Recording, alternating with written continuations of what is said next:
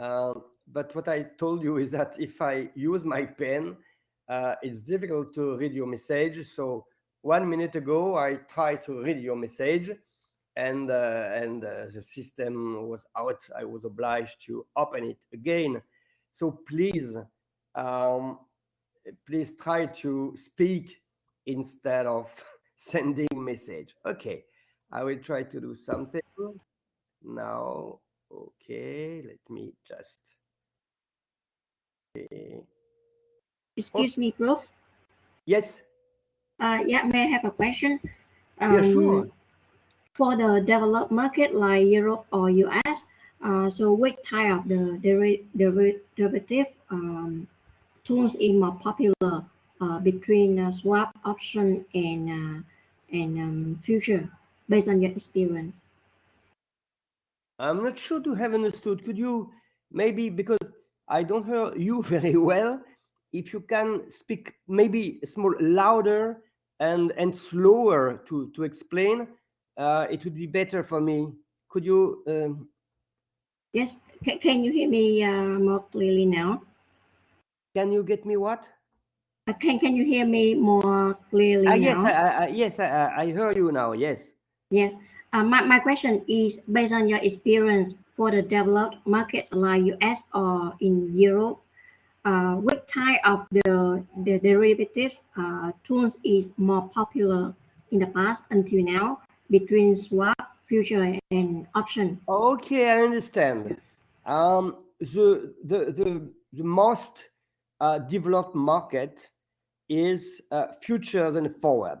Okay, because it's these are the oldest markets. Okay, they have been created futures and forward in United States on interest rates and currencies in 1972. Okay, why? Because you don't know the history of monetary questions in Europe, but we had at the moment what we call a fixed rate. Okay, so the currency rate did not move, and in 91 the currency rates, maybe what we call before franc against dollar, moved, and the companies were obliged to hedge their currency risk. It's the reason why the forward market for currencies began in 1972.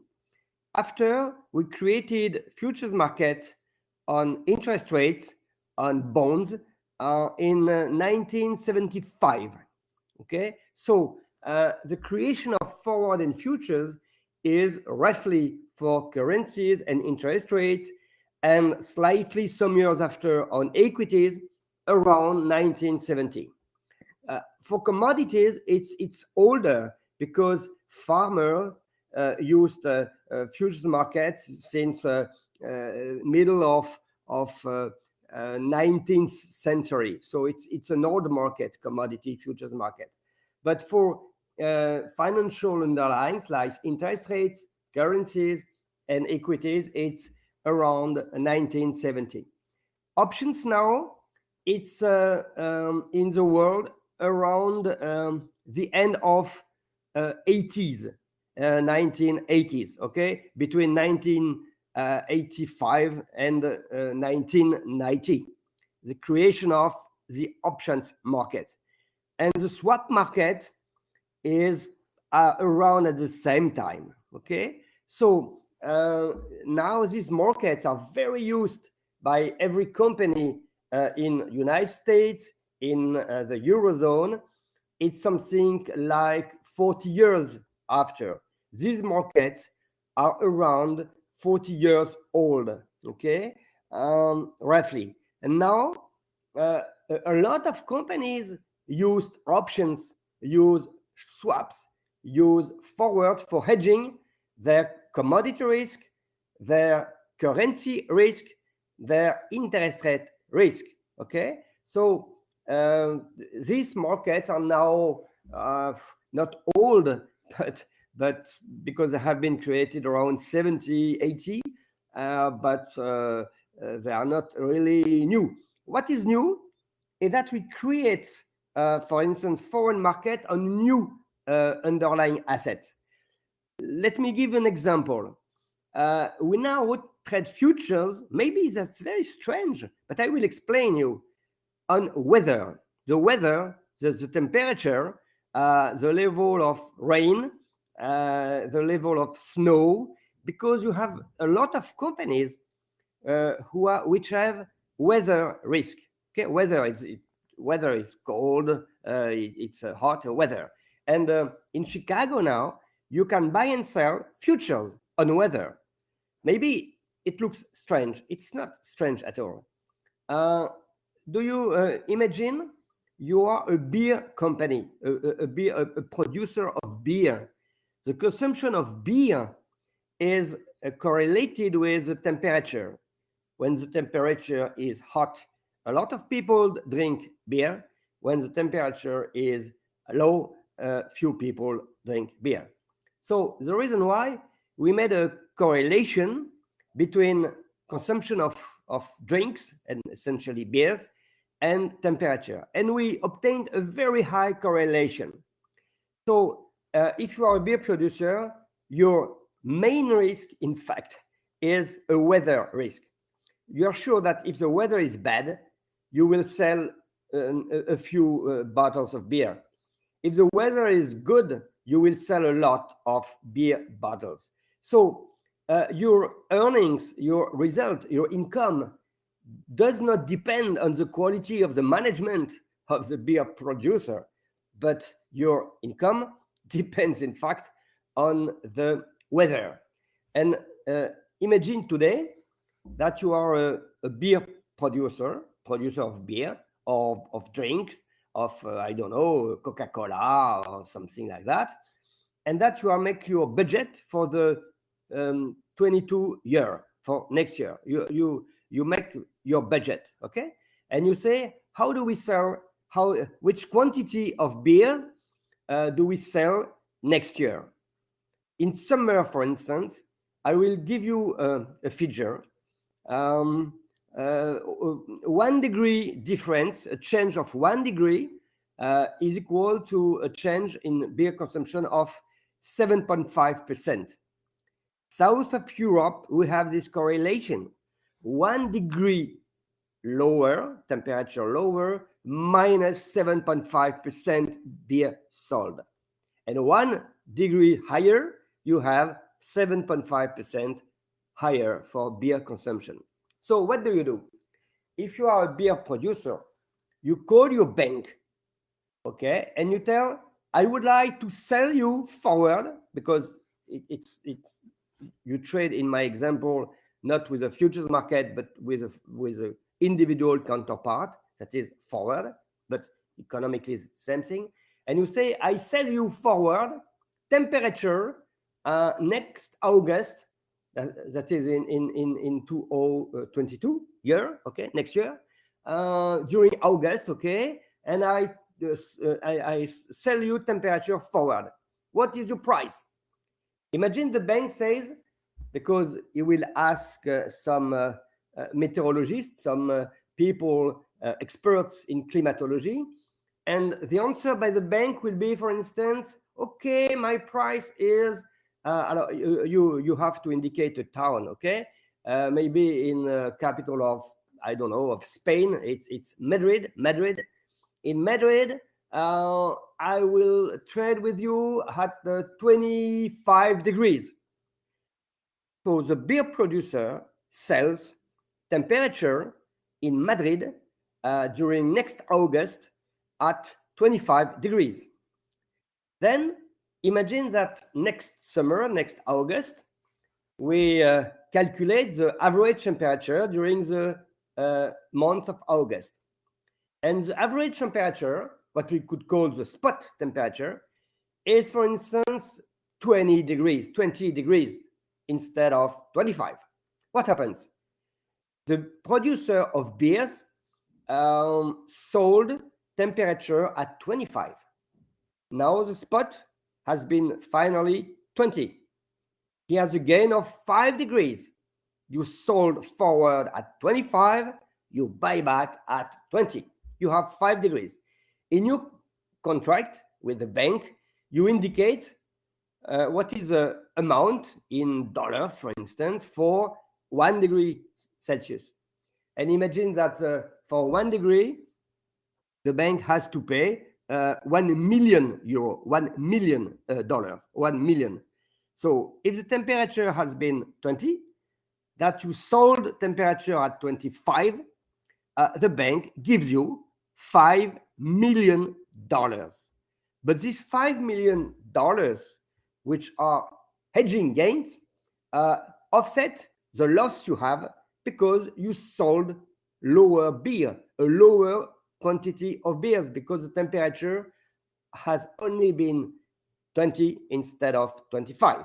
Okay, so to answer your question, forward and futures markets maybe are old, 40 years old, but you trade now on a new underlying, and especially on temperature, because temperature is a very important financial variable, because a lot of companies have before currency risk, before interest risk, they have weather risk.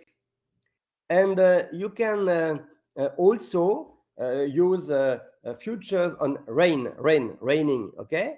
Because a lot of activities, financial activities, are correlated with raining.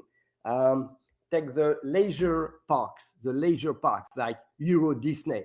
If it rains, people don't go to this park because it rains, okay? So these leisure parks have a raining risk, and they will also hedge by using futures on rain. You have futures on snow, and you have also futures on wind, because all the energy correlated to wind. If there is no wind, you don't have any energy. So energy producers with wind have a wind risk, and they buy or sell for futures wind. Okay, so I would say, and if I give you one or two quick example, some years ago here we introduced in Euronext, which is our futures market in London, futures on salmon, the fish salmon, because a lot of people have a salmon price risk. Okay, we have also, I told you before, futures on butter, because all the cake producers use butter, and if the butter price moves up, they will lose money. Okay, so you can introduce. We had, I forgot, you had futures on wine. Okay, for people who want to hedge against the rise in price of wines. Okay, so I don't know if it was exactly your question, but if it was your question, I answered. If it was not, I just take a small time to explain that the futures and foreign market now apply to a lot of underlying assets. Okay. Okay. Did I answer, or your question was different? Yes, it's clear for me. Thank you, sir. Okay. So I think that you have a lot of innovation here.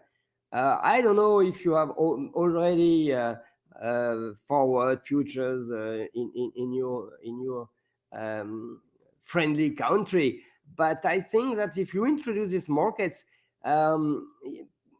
there is a lot of underlying assets you can trade. And as I told you, futures and forward, you have also options on weather, options on salmon, and you have salmon swaps, you have butter swaps, you have weather swaps. Weather, let me just give you an example. The beer producer want to be hedged against a low temperature in the coming years. Okay, so you make not your budget, you are preparing a planning for 5 years, the next 5 years. What is the risk? If you are a beer producer, your risk is not that interest rates move up. Yes, maybe that I don't know what moves up. Yes, maybe, but essentially weather, that the temperature is low. So what they can do is to make a swap, selling 25 degrees each year during the 5 coming years. It's a swap on temperature. Okay. Do you have any other question? No? Okay. Just before beginning also, but we already began with your question. Let me just thank you, because I received yesterday some mails from you, giving me information about the course, if they like, if they don't like, what kind of content they like, what kind of content they don't like so much. And it's very important for me to know that this part of the content has been appreciated, and maybe you want to go further, or you want to stop about this part of the content. So I am happy when I read this message after the session. So after the session today, please, before going where you want, send me a small message to tell me, yes, it was okay, and I loved this part of code, or I did not like this part of code. Okay. I don't want to go to my message, because I maybe I have a risk is that my presentation goes out. So I just wait for your questions that you give me by speaking, not by send me a message. If you send me a message now, I can read during the break. Okay, so not before. I prefer. Okay, so today we will discuss about swaps and introduction to option. But before, as every day, and one of you told me that it was okay for you, this kind of exercises for reminding the last session. So I will continue to do that.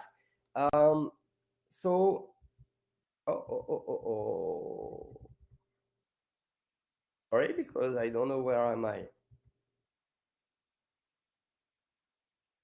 Sorry, because I prepared some questions for today. Yes, my questions are here. Okay, September 14, hedging with swaps, introduction to option. Okay, it's breakfast for me. Okay, I say breakfast exercises. It's just breakfast for me. It's dinner for you. So it's not really breakfast for me, but it's lunch. Okay, you answer, and you give me your answer by speaking. It's better. 5 questions, 3 minutes. Is a normal forward commodity curve increasing? What is the reverse cash and carry arbitrage? What do we call convenience yield? The lower the volatility, the higher the convenience yield, yes or no? The lower the level of inventories, the higher the convenience yield, yes or no? So I give you 3 minutes, and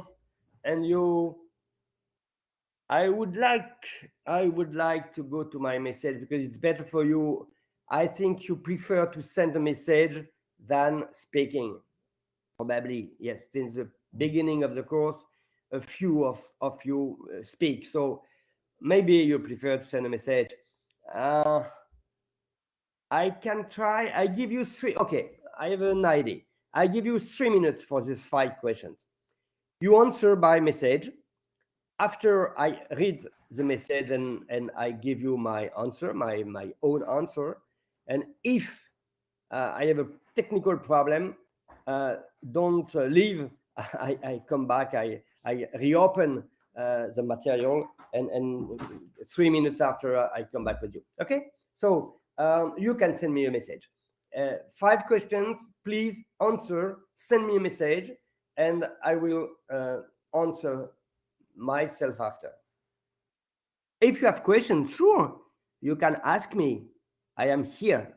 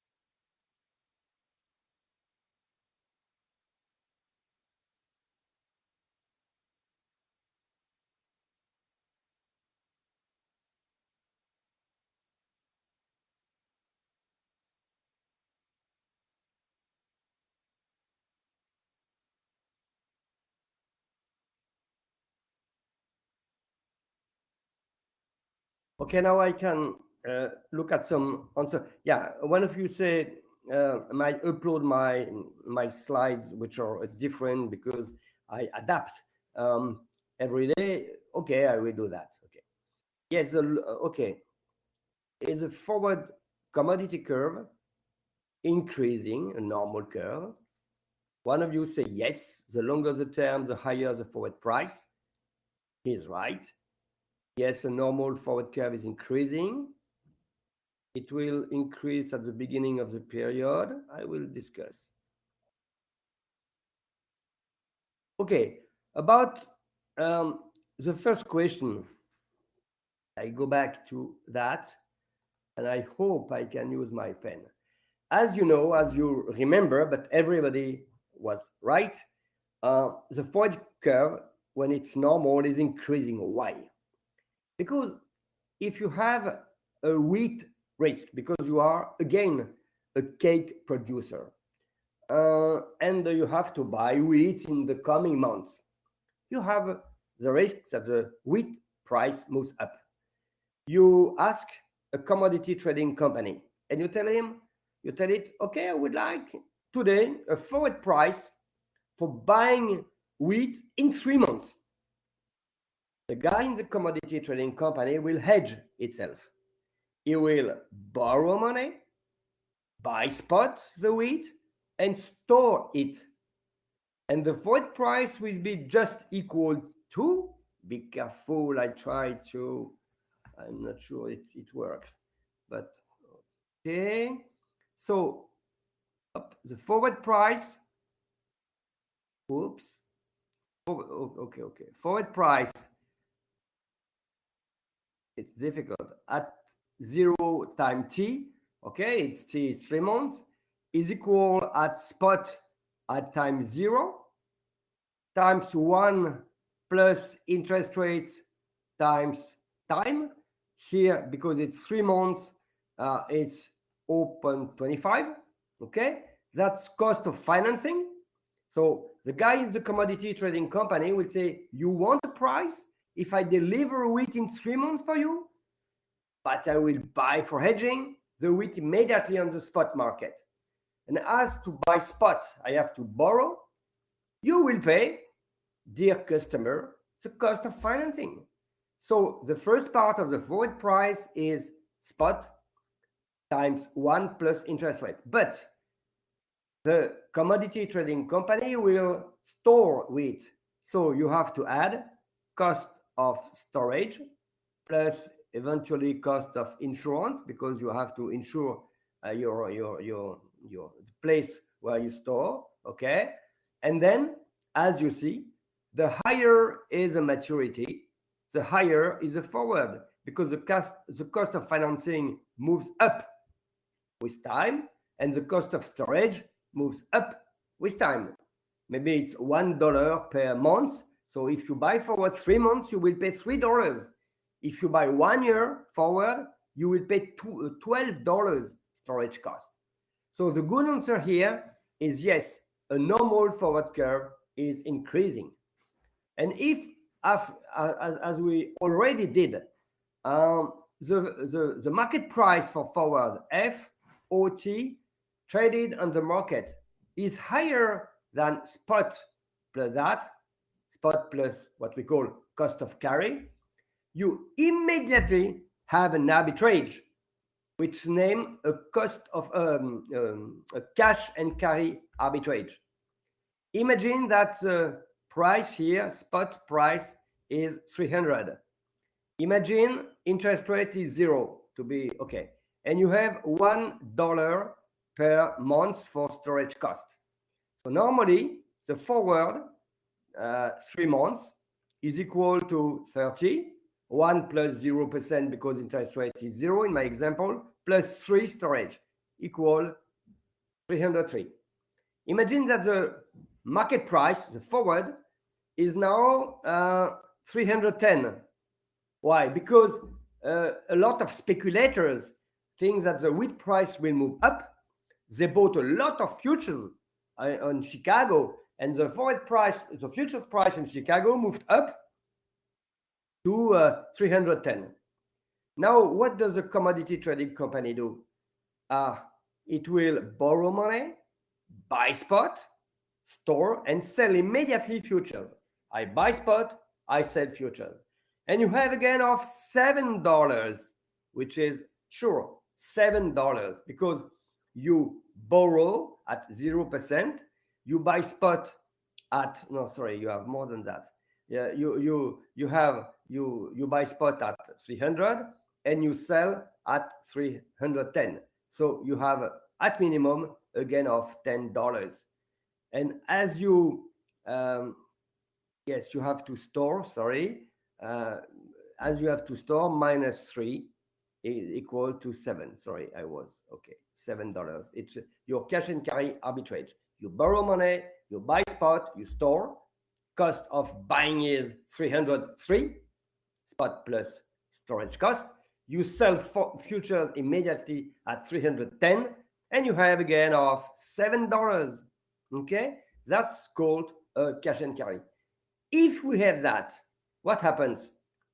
All the traders buy spot. The spot price moves up. All the traders sell futures. The futures price moves down. Till what? Till that the futures price equal spot plus cost of financing plus storage cost. So this equation is every time verified. Some seconds, some minutes, it could be not verified. If, for instance, new information arrives telling be careful, the crop will be very bad, and only 10% of the crop which was forecast, all the trader goes to the futures market first.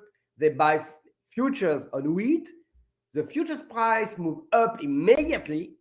First step. 2 seconds after, people like trading commodity companies make a cash and carry arbitrage. They borrow, buy spot, sell futures. And then the spot price moves up, the futures price moves down till the equation is okay. So, sorry, okay? So this equation normally is every time okay, true, except some seconds. But if it's not true, some people make it true, what we call cash and carry arbitrages. Second question, what is a reverse cash and carry arbitrage? I just look if I can without, I will look at you what you wrote. Okay, you wrote, I sell spot and I buy forward. It's called reverse cash and carry. Absolutely right. It's a strategy combining a short and a long futures position in the same asset. Yes, yes, it's a short on spot because you sell spot and you buy futures. Okay, so your answer is good. It's a strategy combining a short and a long futures. It's selling short and buying futures. And to be perfect, it's selling short spot and buying futures. It's not, whoa, it's normal, sell commodity in spot but buy futures. You are right, okay. Sorry, I try to,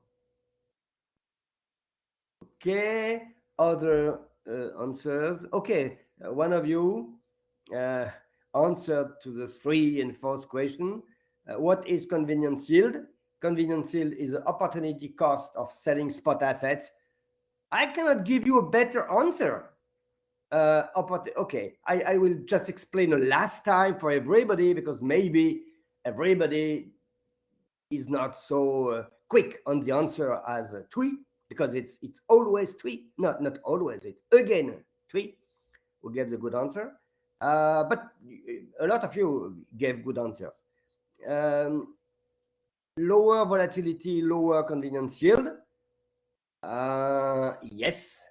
Lower inventories, higher convenience yield. Yes, also. But I will maybe explain in 1 minute the answers for everybody, okay? Because my job is that everybody understands, okay? And I will do that. Okay, so maybe I will do that first. Okay, could you just tell me yes or no? Not sending a message, but yes or no. Do you see when I write now? Is it okay? Do you see, for instance, F equals? Oops, sorry. F. Do you see that? Do you see something or not here? Can someone tell me? Speak. Yes, okay. I can see the F0 and T. Yeah, great. Okay, so, okay. Now I do that. Okay, reverse cash and carry.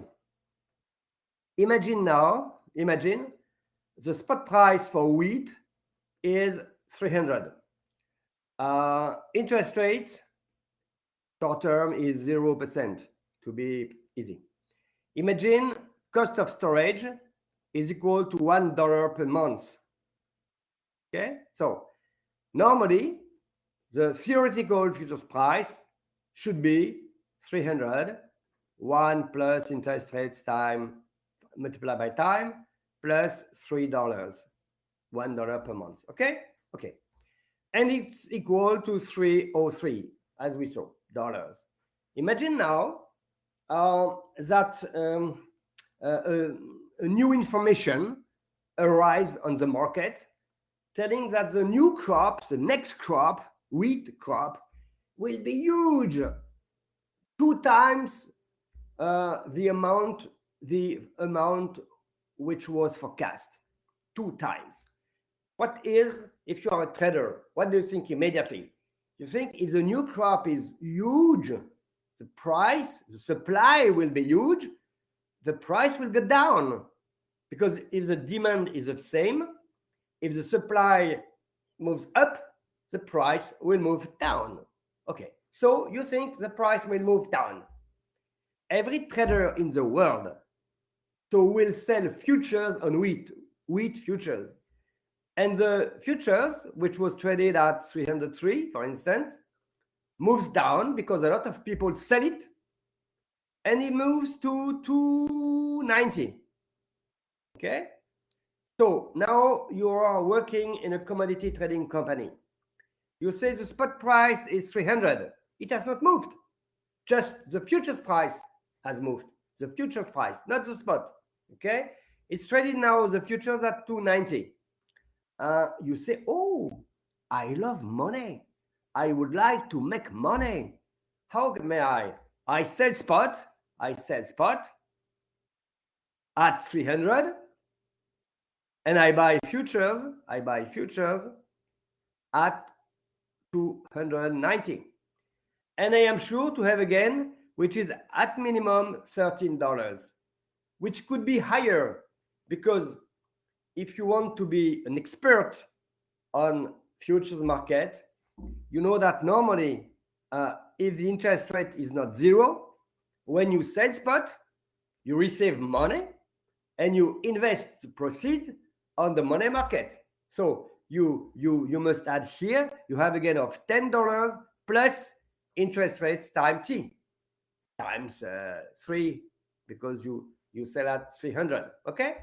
And also you have inventory capacities because you sold your spot. So you don't have your wheat in your capacity. So you can rent them. And if it's $1 per month, you can add maybe $3. And you have again, which is something like $13. You are very happy. But sometimes, as I told you, some people don't make this reverse cash and carry arbitrage. They don't do that. What is the answer? They don't like money. They don't like profit. They don't like risk-free profit. If I tell them, okay, you can get money, $13, just with an arbitrage without any risk. No, I don't like money. I don't want to make money. No. All the traders like money. So what happens? They say, okay, your reverse cash and carry arbitrage is a good idea, but it's selling spot, buying futures. Buying futures, it's not a problem. But selling spot, if I sell spot wheat, I don't have any more wheat. I don't have wheat because I don't have any more wheat because I sold it.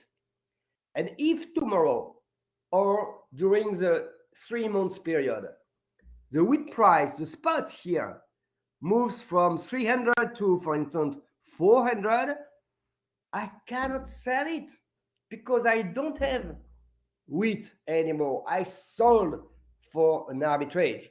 So either I sell my wheat and I have a risk-free gain of $13, or I keep my wheat because I hope that I will make a higher profit, a trading profit. So I can absolutely have a futures price which is lower than spot price without any reverse cash and carry arbitrage.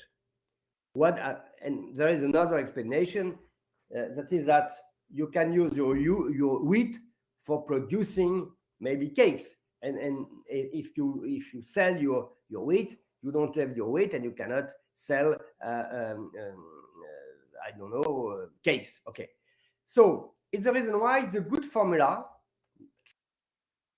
between futures and spot is not exactly the first one. The good formula is the futures price at time 0, expiration date T, 3 months for instance, is spot price, that's okay, times 1 plus interest rates time. Time is, it's if it's 3 months, it's 0.25, plus sure storage cost, but minus, because as you know, the futures can be lower than that, minus what we call the convenience yield. And the convenience yield is the opportunity cost if you sell your commodity, if you sell it spot. Okay, so it's a cost of opportunity. And as one of your colleagues said, I will look again. Sorry, I tried to do that.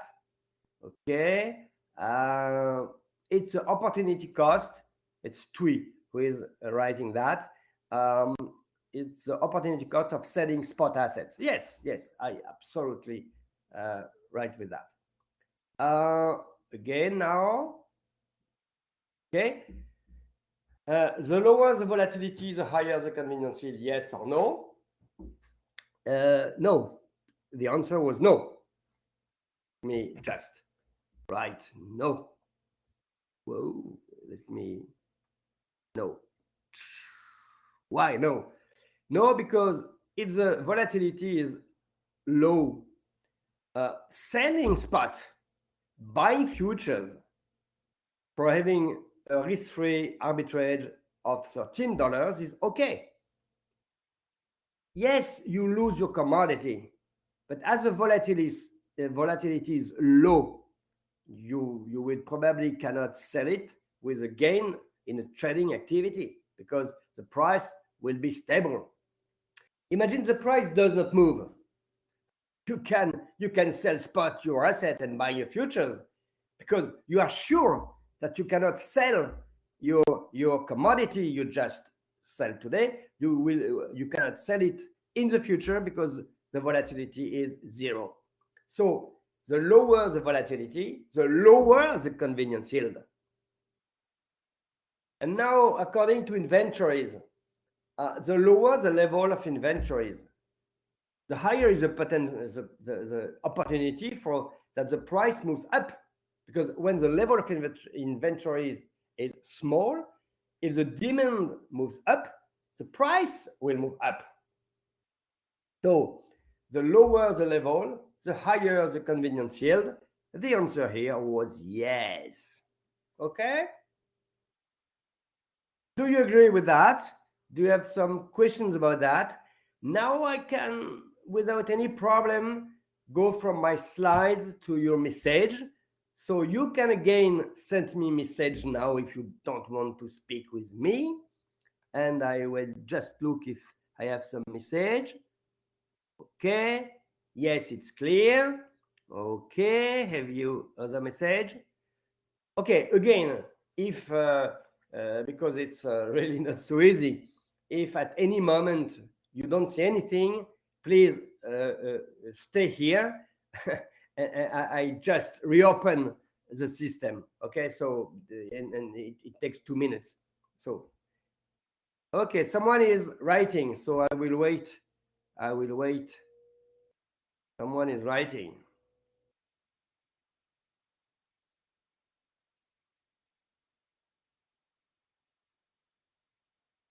I wait.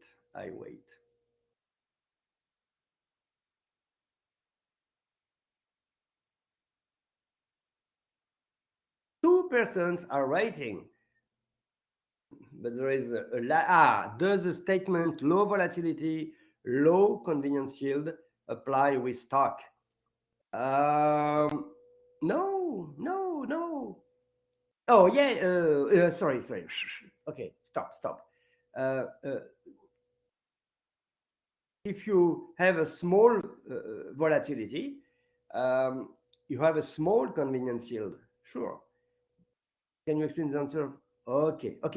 Just before, one of you is telling me about stock. What happens about equities? It's the same thing.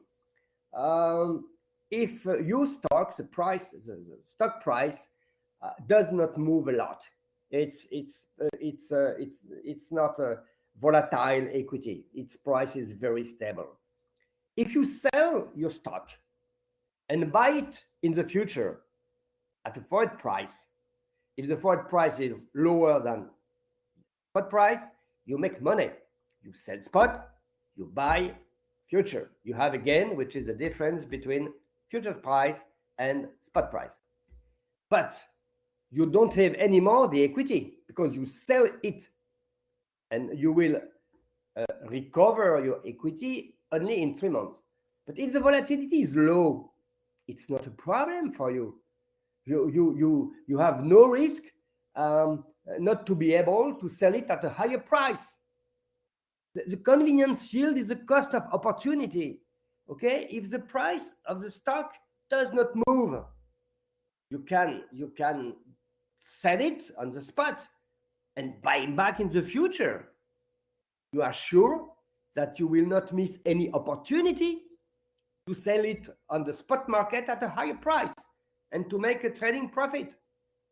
But if the equity is very volatile, high volatility, you don't like to sell spot and buy it in the future, because you will probably lose an opportunity to make a trading profit.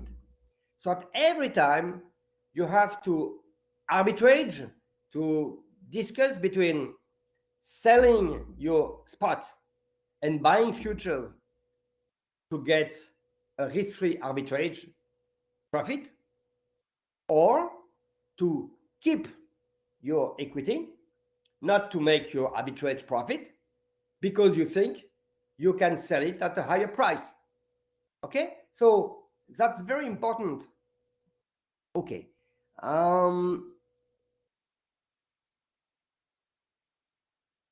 Yes, someone is, because it seems that convenience will tend to exist when the cost associated with physical storage. Not really. It's really an opportunity cost.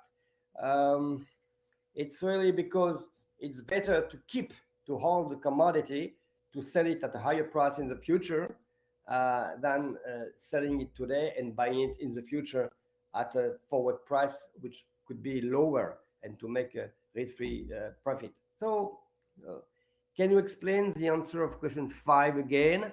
Sure, I will go to the 5 question. Okay. The lower of inventories, the higher. Okay, let me just like that. Okay, I become an expert with the system. Okay, let me just, question 5. The lower of inventories. Inventories are low. What does that mean? That means that if demand moves up, okay, the price will move up. You have a very high elasticity between price and change in demand. You have a very high elasticity. Okay, the price will move up a lot if the demand moves up. Why? Because the level of inventory is very low. Okay, so if you are in this context and you are a trader, a commodity trader, you have a commodity, but the international level of stocks is very low. You prefer to hold your commodity, to sell it in the future at a higher price, than selling it spot today and buying in the future, buying at a forward price, to get a risk-free arbitrage, reverse cash and carry arbitrage, but which is not very huge. Okay, so if the spot is 30, there is no wheat in the world, no more wheat. Okay, crop are zero. Nobody has wheat. Okay, so you have wheat, and the price spot is 300. Someone is telling you the forward price zero is 299. Will you sell spot that for buying in the future at 299 and have a gain of $1? Yes, you do that. Or you keep here because you know there is no inventory and you are sure that in the future the spot price will move up and you will sell your wheat at a much higher price and you will make a much higher profit than this risk profit. Maybe the information about the level of inventory is wrong, and maybe the wheat price will be stable. You just lose an opportunity cost because you did not make this arbitrage, reverse cash and carry. But normally you have really a very economic, from an econometric point of view, very a significant relation between level of inventories and convenience yield.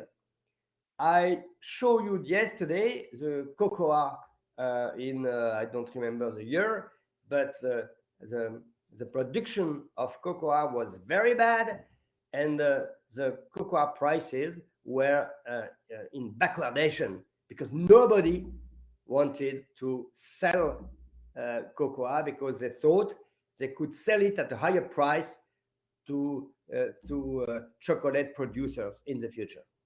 Okay, the lower the level of inventories, the higher the convenience yield. The answer is yes. Okay, I look at my message now.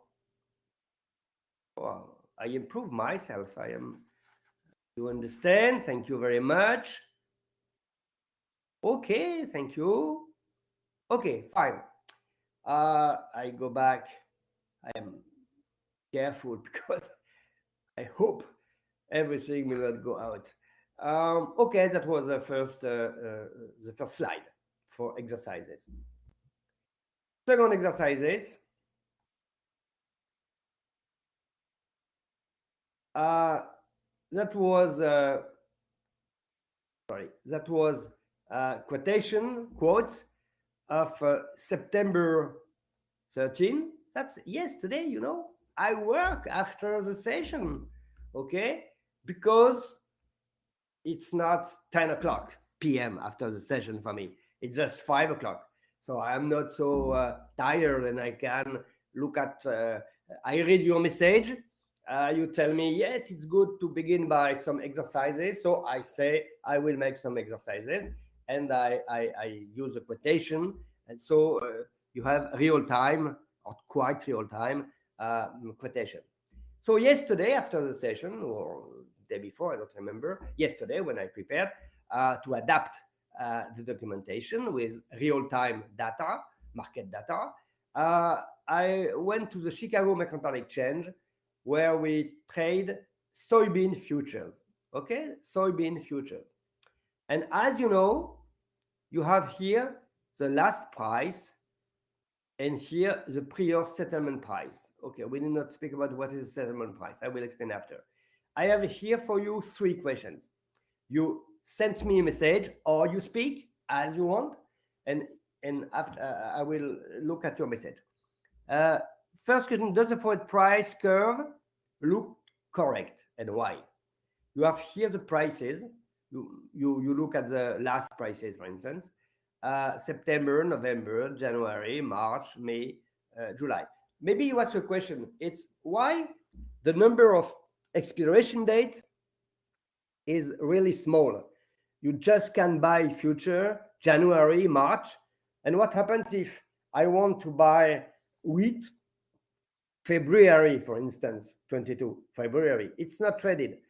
The reason is that in order that the market is very liquid, that there are a lot of people buying and selling, we have reduced the number of expiration dates for the futures contract. So normally you have around between 4 and 8, 10 expiration dates in the year, no more than that. You don't have one expiration date per day. Because if you have that, imagine you create a futures market on rice. I love rice. Maybe I'm sure you love, okay, rice. Okay, the question here, it's the fourth question, is why do I love rice? I as explained at the beginning of the course, my wife is 50% from Vietnam because her father is from Vietnam.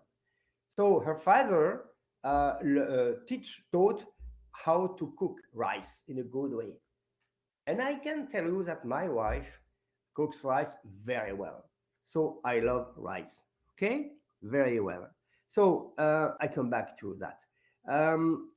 Here you have the futures price. Does the forward price look correct? Why? First question. What is the settlement price? I did not explain. Maybe some of you know already. They can explain. And I have another question, which is an interesting question. Be careful. We go further. You buy November 28th. You buy this contract. Okay? You buy it at this. And you sell this one, March. This one. Okay? The slope of the yield curve, be careful, moves up. The slope of the yield curve. Are you happy? The slope is normally the yield curve is like that, and the slope moves up. That is like that. That is okay. The long-term interest rates move up in a larger way than the short-term interest rates. Okay, that's it. Okay. So now I give you. Okay, don't answer the second question except people who know that, but answer the first and third question only. And I give you, especially because you have the third question, I give you 5 minutes this time. And you send me your answer. 1 second or 2 for the first question. Maybe you have to look at the third question. Okay, 5 minutes.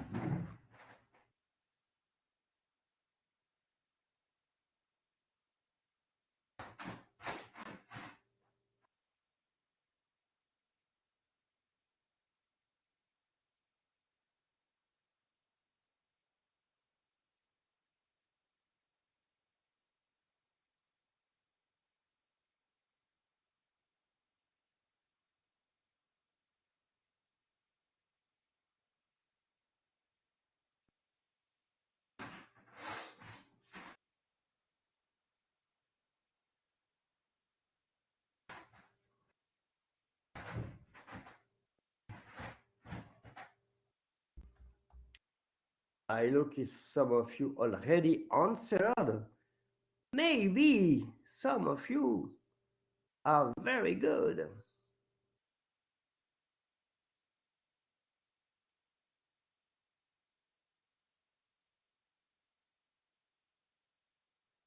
Okay, do not receive answers now. Not yet.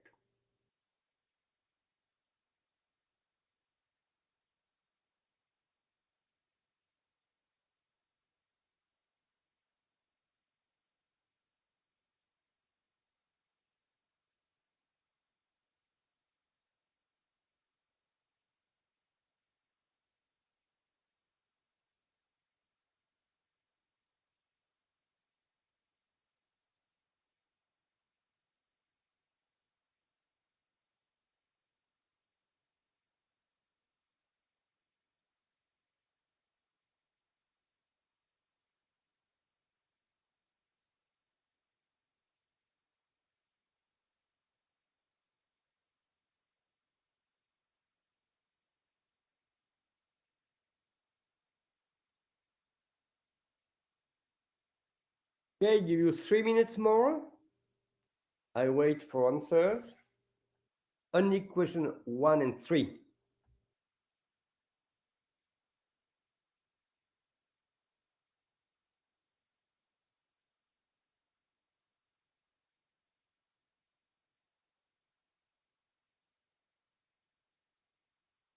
I can already tell you that the first answer is very good. The curve looks correct.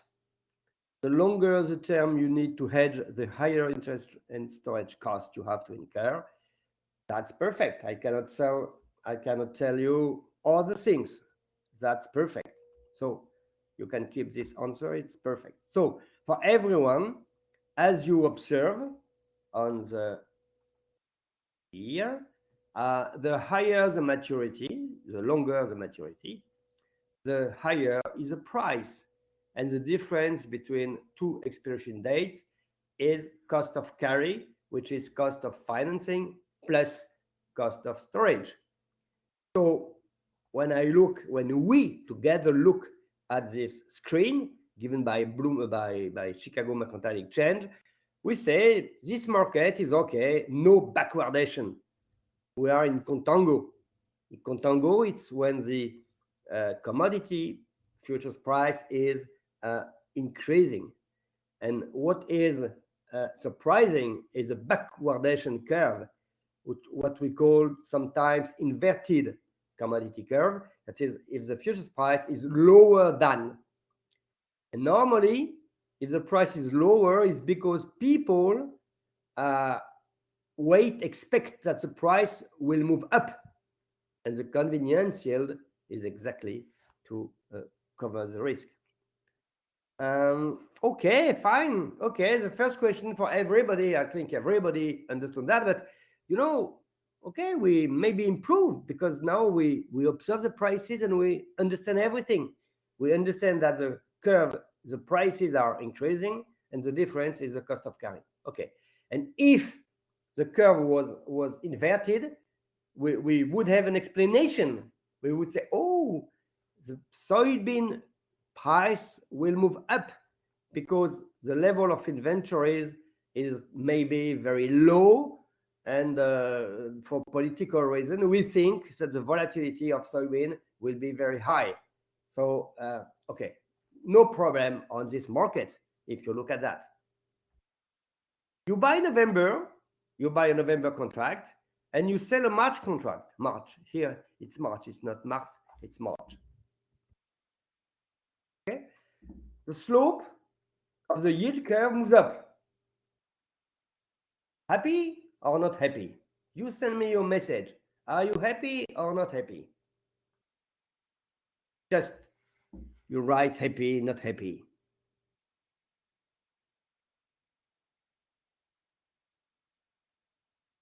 Nobody is happy or not happy? Who is happy? Who is not happy?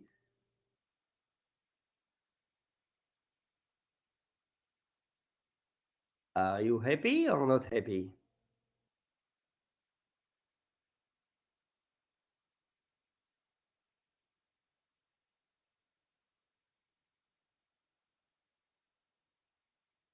Some of you are writing. We wait for their answer.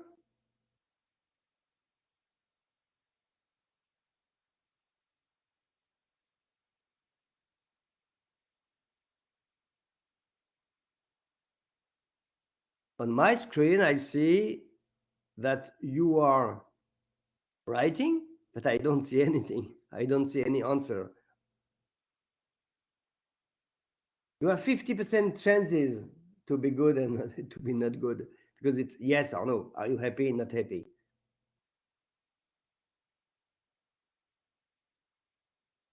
I wait.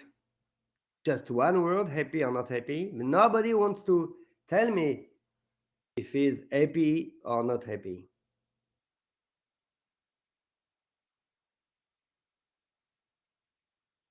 Okay, I wait for at minimum 3 answers before giving you the answer.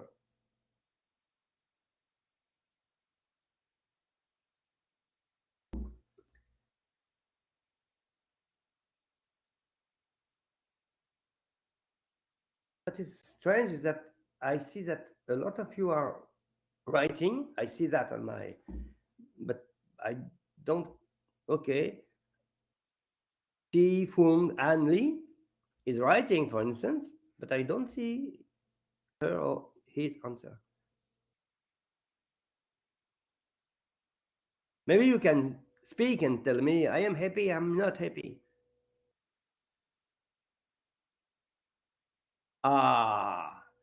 First answer, be careful. I am not happy because the market price is higher than my selling price.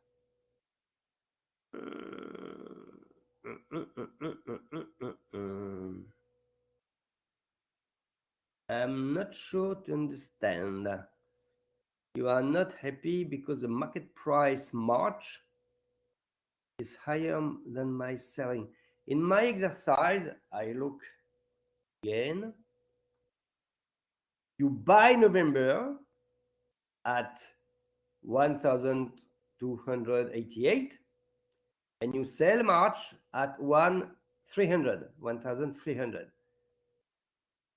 So the futures price March is higher than the buying price, November.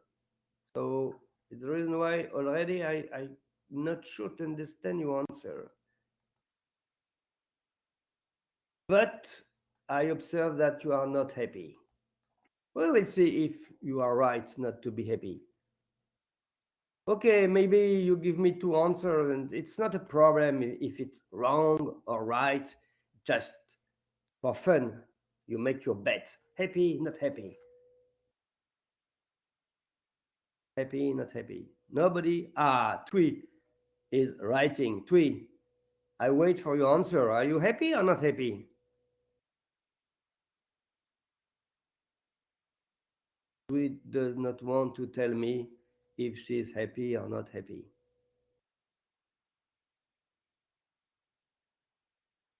Okay, I will answer because I don't receive any answers.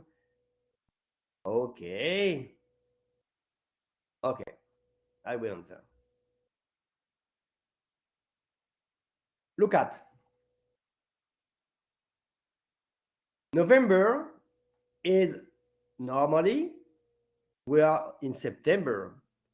So November is spot plus the interest rates over 2 months horizon. Professor? Yes. Are you what? Are you happy or not happy? No, sorry, but I cannot see your slide. You cannot see? Yes. Oh. And the other students, can they? Well, I still can see your slide normally. Sorry? I can see your slide as usual. Okay, I'm not sure to. I can see your slide right now. I am so happy. I am happy. My answer is I am happy. Okay, but I come back. Here you have the soybean, futures price. What is the November futures price? Normally, because I hope you know, I am sure very well the relation between spot price and futures price. The November futures price for soybean is equal to spot price plus 2 month interest rate divided by 6, because 2 months it's 1 year divided by 6, plus cost of storage over a 2 month horizon. Right for everybody? Okay, so if you look November, what is the price of November? Is spot price? We don't know, but okay, that's no problem. 1 plus cost of financing, which is 2 months. So I2 is interest rate over 2 months horizon times 1 divided by 6, because for 2 months the interest rate is the annual interest rate divided by 6 plus storage cost over a 2 months horizon. It's here. Let me just add something. It's here. Okay. I hope here. 2 months. What is March? What's the price for March futures? Spot price, the same.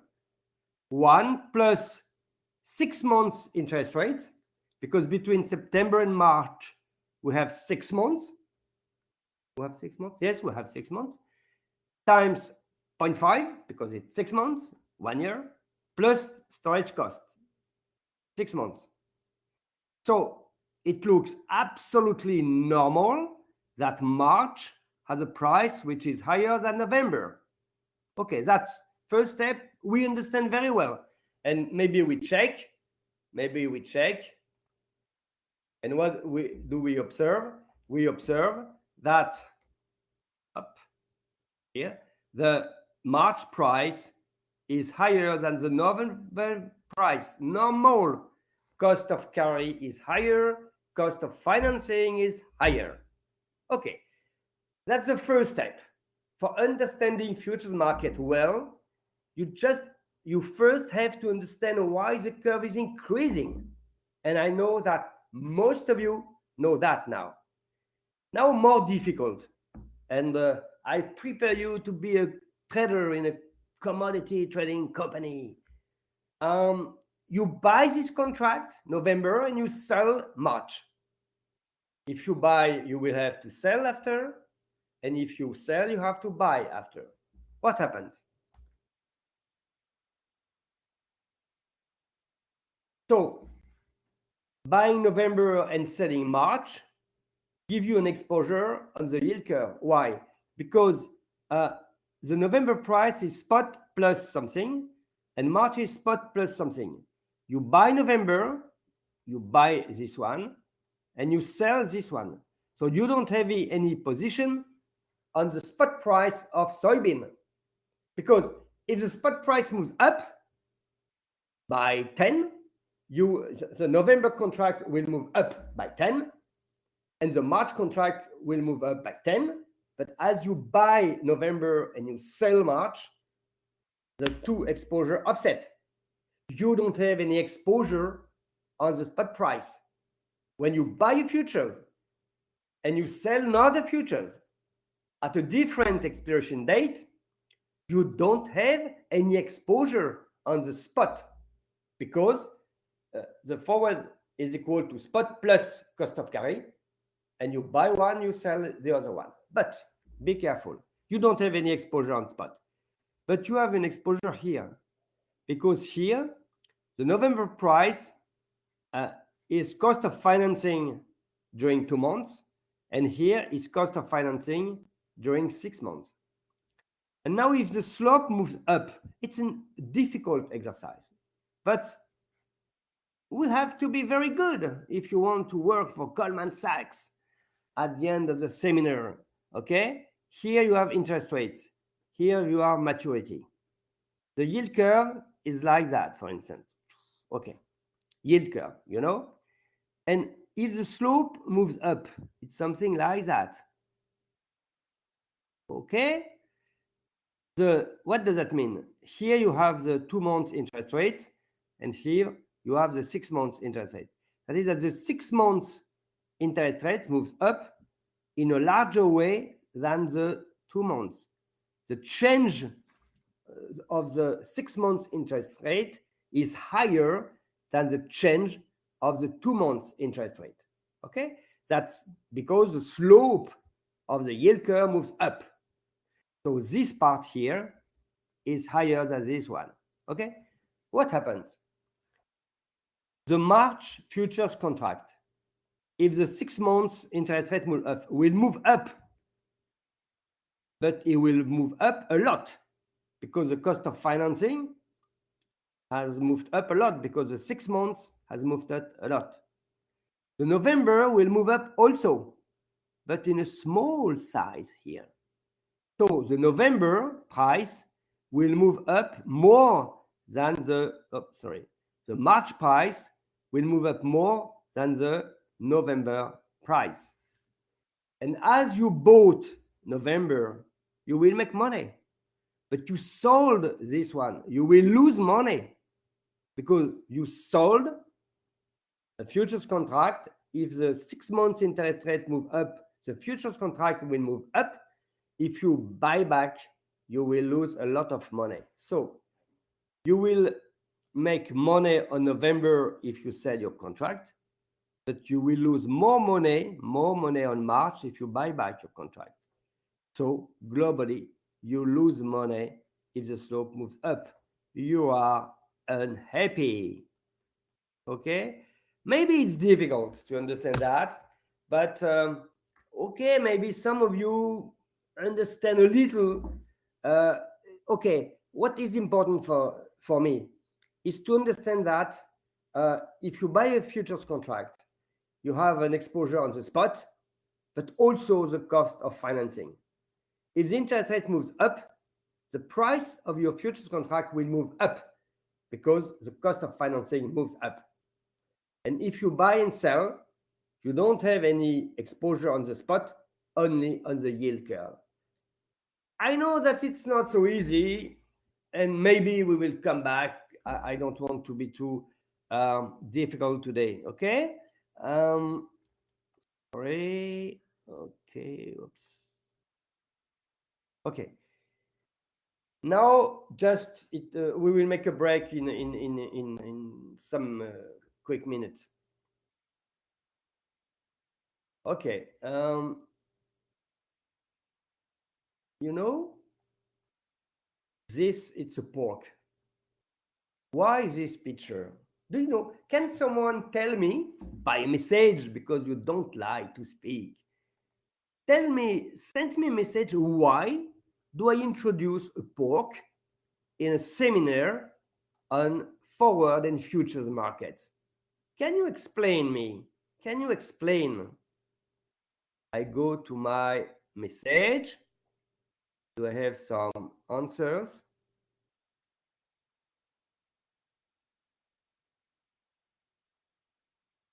I see.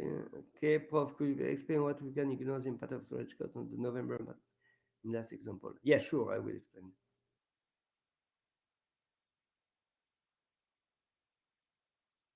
Okay, just I will ask you because I will answer, but it was a joke. It's just because this picture is extracted from the Chicago Mercantile Exchange.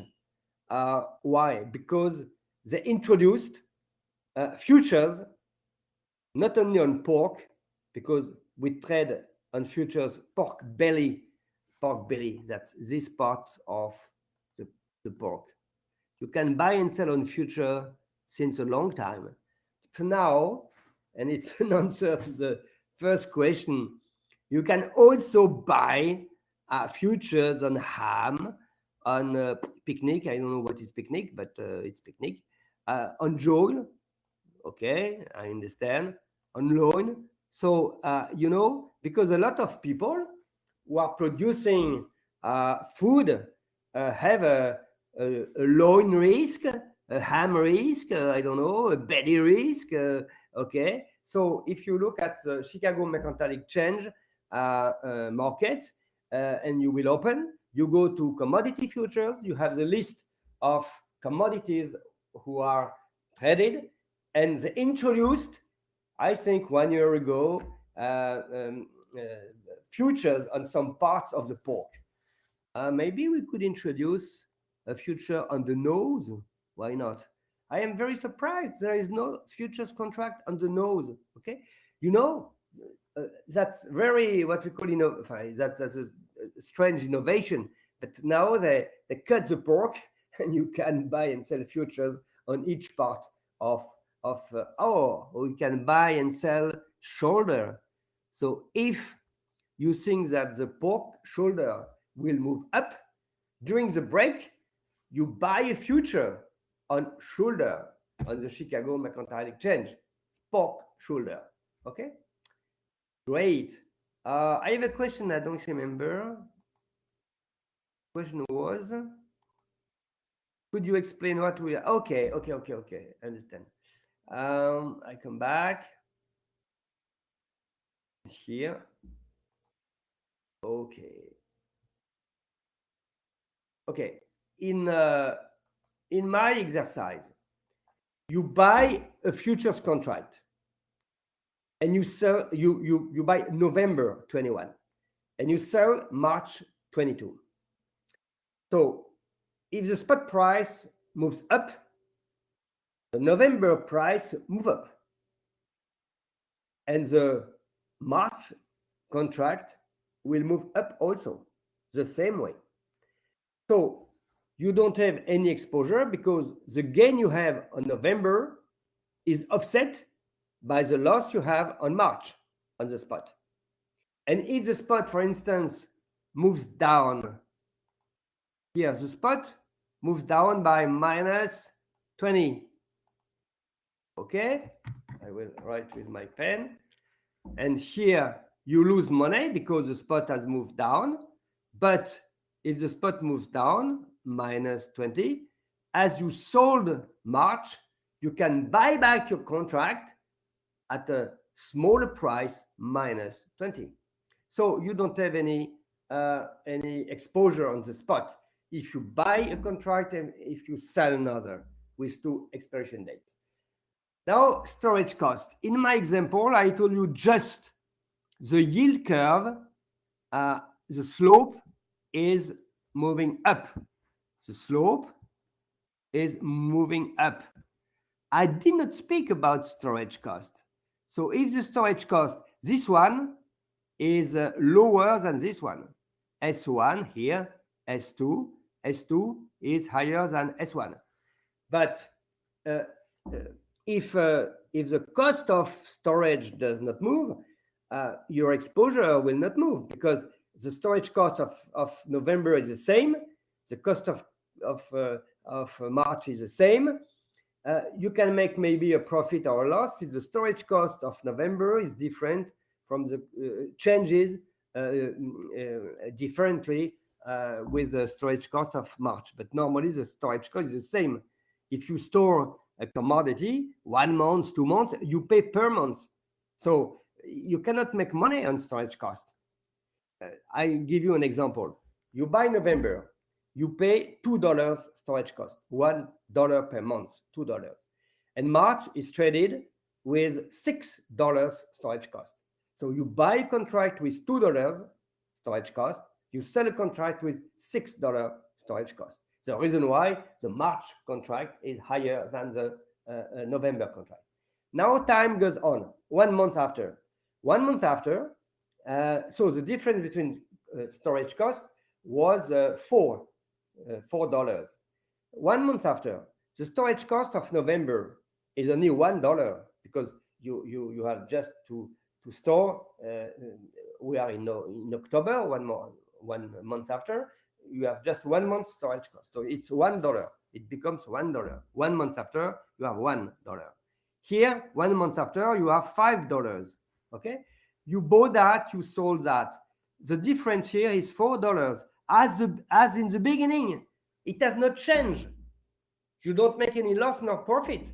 The storage cost difference is again $4.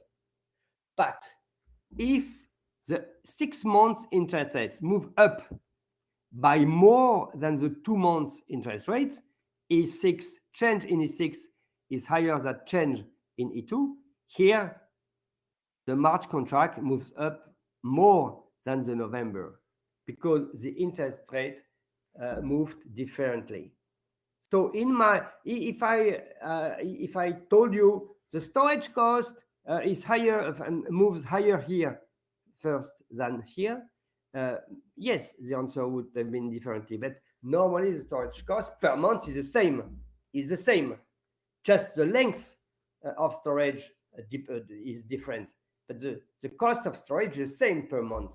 So when the time goes on, you don't lose or make money, because the difference stays the same, $4. Okay, it's maybe difficult, but you tell me if you don't understand, and we try to explain.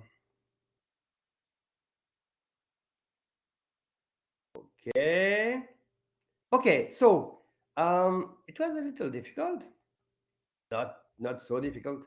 I will before the break against the pork.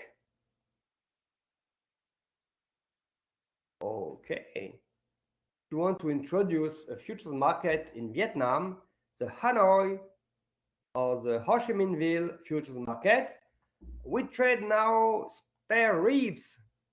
You can buy and sell futures, and another one of you can create a futures market on ham, because maybe you have companies, restaurants who are exposed, who have a risk that the ham price moves up.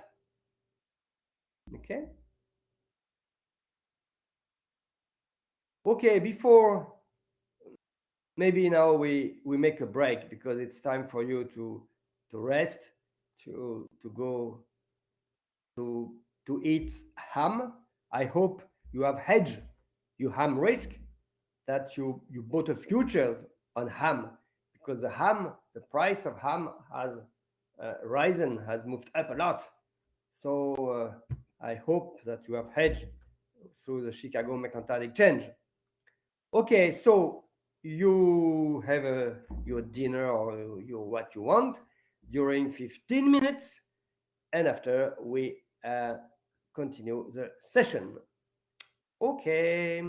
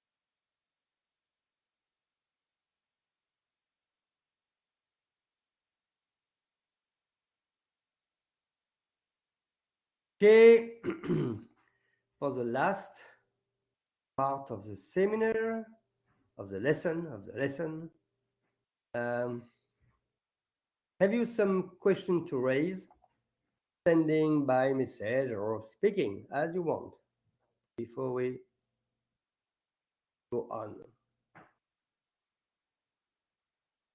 No? Okay, no question.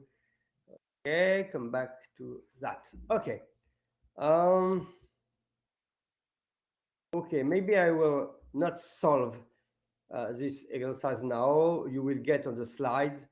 Maybe you do by yourself because it's something that it's buying, computing a forward price here for a bond and not for a commodity and not for an equity. It's another asset you can buy and sell forward, a bond, and just some exercise. I give you the solution after, so you can do that by yourself. So I would like to finish before going to swaps by another last exercise about the forward market, foreign exchange market, the currency market. You are a US treasurer asking its bank by buying forward 3 months, 100 million euro. Okay, you are a US treasurer. You have to buy euro in 3 months, 100 million euro, and the spot is 119. You are the market maker because you are a graduate from CFVG, a prestigious business school, university, and now you are working for Goldman Sachs Hanoi as a market maker of currency. The US Treasurer asks you and tell, okay, I would like to buy from you euro dollar, euro against dollar in 3 months. What is your price? And I have three answers for you, and you give me the good answer. Whoa, sorry. Don't look at. Sorry. Okay. Do you think the euro dollar, which is spot at 119, will be traded more than 19 because of a risk premium? It depends on interest rates on dollar and euro. Second answer. Or it depends on expectations about your expectations about the future behavior of the spot euro dollar. I think this question is very important, and I would like that most of you gives a good answer, okay? Because we spent a lot of time on futures and forward. It's just an application to currencies. You are a trader. You work for a bank. You are a market maker on euro against dollar. The spot is traded at 119. A US treasurer asks you, okay, I would like to buy euro in 3 months at a forward price. Give me the forward price. And you, what is your price? Is it higher than spot because of a risk premium? Does it depend on interest rate on dollar and euro? Or does it depend on your expectation about the future behavior of the euro dollar? I'll give you 2 minutes and you have to give me the answer. A, B, C. Immediately I look at the message because it's 1 second normally to answer. Okay?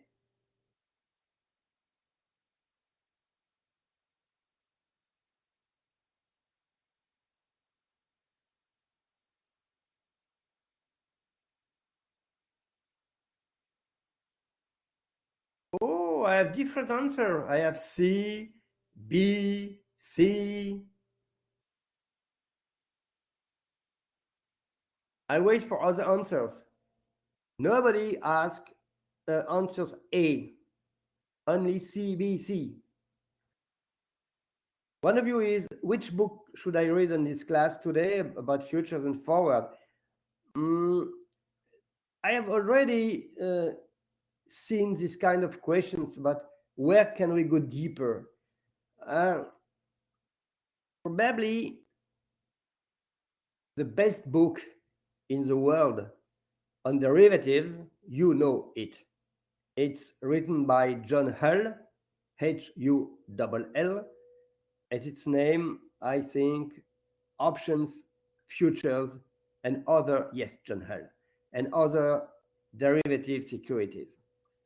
This book is really the best book, but it's very expensive, and to my mind, it's essentially for you, for among you, people who want really to work in the finance industry, in the market finance industry, in the financial markets, because really it's very, very, it's a fat book, very fat, very, okay, so you have a lot of things. So for people who want to keep this, to have this book, really that's the best book. I would try to find a book which is maybe not so complex than John Hull, for people who want to work in corporate, in companies, in finance department, without being an expert on futures forward, but just knowing what is the relation between spot and forward. I will try to give you an indication, okay? But as one of you told, John Hull really has never been overlapped. That's a very good book.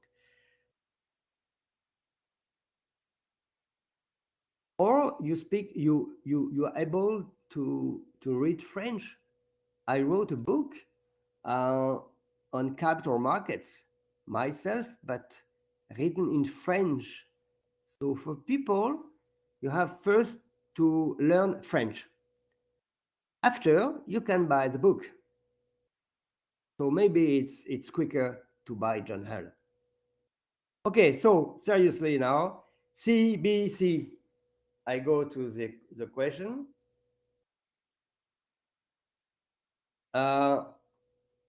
CBC depends on your expectation about the future behavior. Let me test. This answer is wrong. No. Imagine that you are a market maker and that your expectation is that the euro dollar will move down, for instance, to 1.10 instead of 1.16. Okay, your expectation is 1.10 in 3 months. You tell your customer, okay, I make you a forward price lower than 1.19 because I think that the euro dollar will move down. I think it will go to 1.10. Okay, maybe for you, I make 1.12. Okay, and you sell, you are a banker, you sell euro dollar forward 3 months at 1.12. Fine. In 3 months, the euro dollar spot is now traded at 1.50. You sold it at 1.12. Your customer goes to the bank. In fact, he rings the bell, the bank, and he tells, okay, please deliver me 100 million euro against $112 because I bought from you 1 euro equal $1.12. Oh, you don't have the dollars. You have to buy them.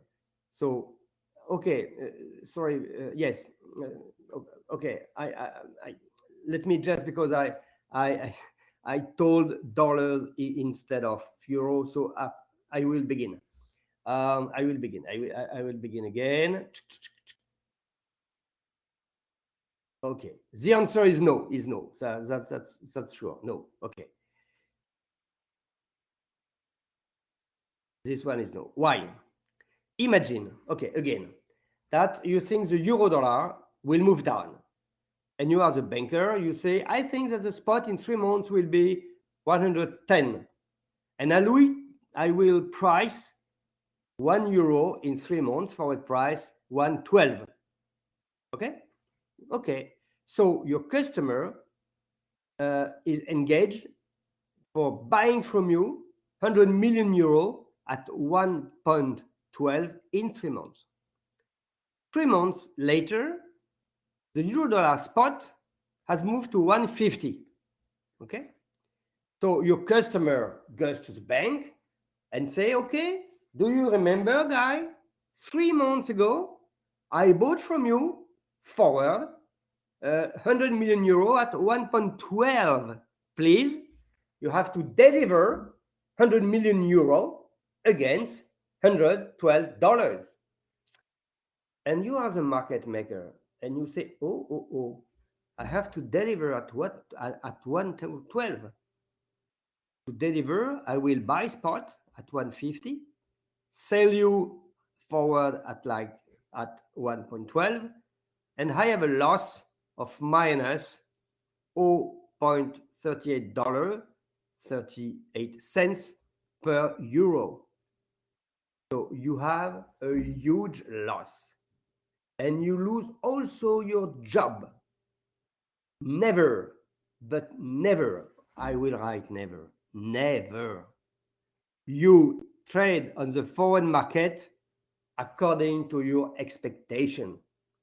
It's too risky. Never, never. You will. It's exactly as if I told you I would like to buy from you wheat in 3 months, and you think, oh, I think the wheat will move down. I will make a forward price slightly lower than the spot, and you don't hedge. And 3 months after, the wheat price has moved a lot up. You are obliged to buy in the spot to deliver, and you have a huge loss. You come back to home and you say, okay, I am fired by my bank. I am fired. And your friend, your wife, your husband says, okay, go out of the home. It was stupid what you did. You make a forward price according to your expectation. That's so strange. What was the good answer? The good answer was not the first one, but the good answer was B. Good. Why? As I told you since 2 sessions, for pricing a forward price, you hedge. It's very important. If you have something to keep in mind about futures, is futures price equals spot plus cost of carry minus maybe convenience yield. Why? Because if I want wheat in 3 months to give the price, my counterpart will hedge, borrowing, buying spot, storing the commodity. And its price will be forward price, spot price plus borrowing cost plus cost of carry. And you have no risk. Here, if I am the market maker on euro dollar in the bank, and that a US treasurer asks me, please, I would like €100 million in 3 months. Give me a price today, which is a forward price, 3 months. I say, no problem, guy. What do I do? Here, 0, 3 months. I borrow dollars. With my dollars, here, I buy euro immediately, €100 million. So I have no exchange risk because I have bought the euro like wheat, like cocoa, like rice. I hedge. Okay? And then what do I do with my 100 million euro? I invest them on the money market during the 3 months, because you want in 3 months euro. What do I do with my euro I bought today? I invest them on the euro money market. Okay, so here I have, euro. Okay, and here you borrow at I dollars. So what is the cost of hedging?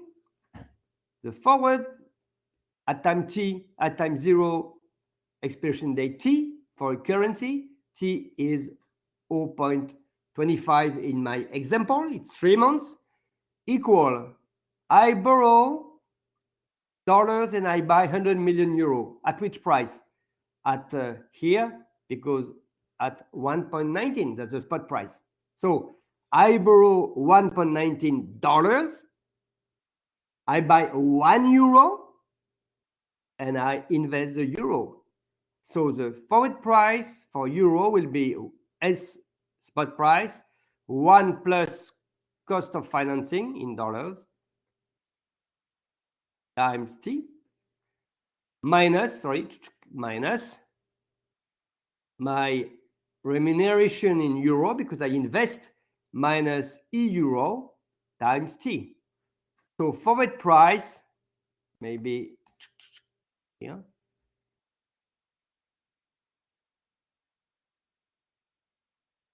So forward price, expiration date in 3 months, equals spot price 1 plus E dollar minus interest rate in euro times T.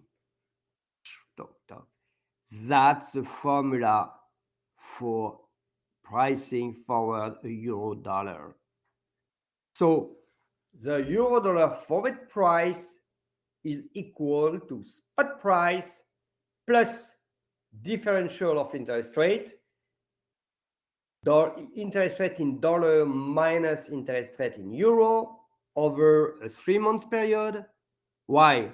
Because to be hedged, if your customer wants euro in 3 months, you will buy them immediately to be sure to have this euro in 3 months. And you pay for them 1.19, the spot. But for buying, you are obliged to borrow dollars, because we buy euro with dollars. So the cost of financing is the interest rate in dollars. What do you do with the euro you buy? You invest them at the euro money market rate. So what is mechanically the forward rate? Spot rate plus interest rate in dollar minus interest rate in euro. And as today, the interest rate in dollar today over a 3 month horizon is higher than interest rate in euro, the euro dollar forward FOT is higher than the spot. Maybe the forward would be 1.20 and the spot is 1.19. So the forward price depends. It was a very good answer. Some of you find this answer is a differential of interest rate. Okay, that's very important. The forward price for currencies is spot price plus differential of interest rate.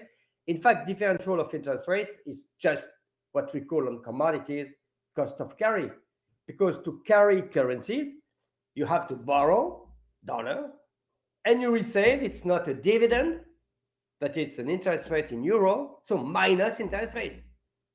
If it's an equity, you ask me, I would like a price forward. If I buy from you Amazon in 3 months, what do?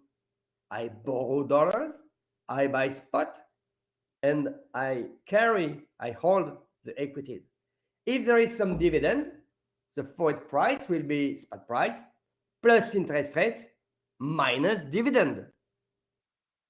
And in fact, here it's minus interest rate in euro, because you don't receive any dividend if you hold euro, but you receive an interest rate.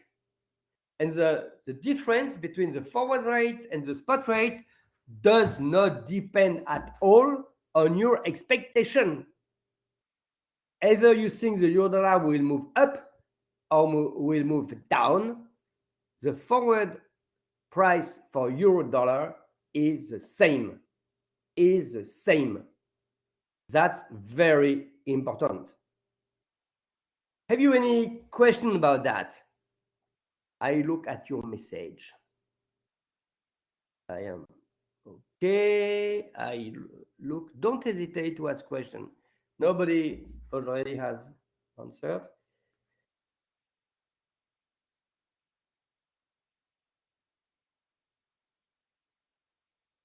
For people who answered C, because yes, we love thinking that the trader trades the forward at its expected spot price. Okay, so yes, you're happy because you say yes, the forward price depends on the expectation. Never. If you want to be hedged, you buy spot, the commodity you have to deliver.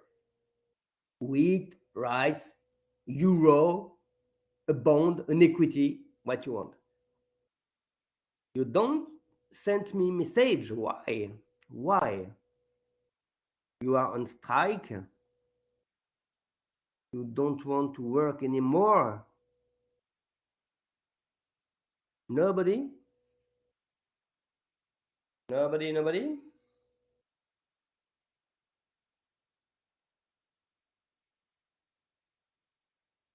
Okay. I will explain some you after, which is something to make the connection between finance and macroeconomics.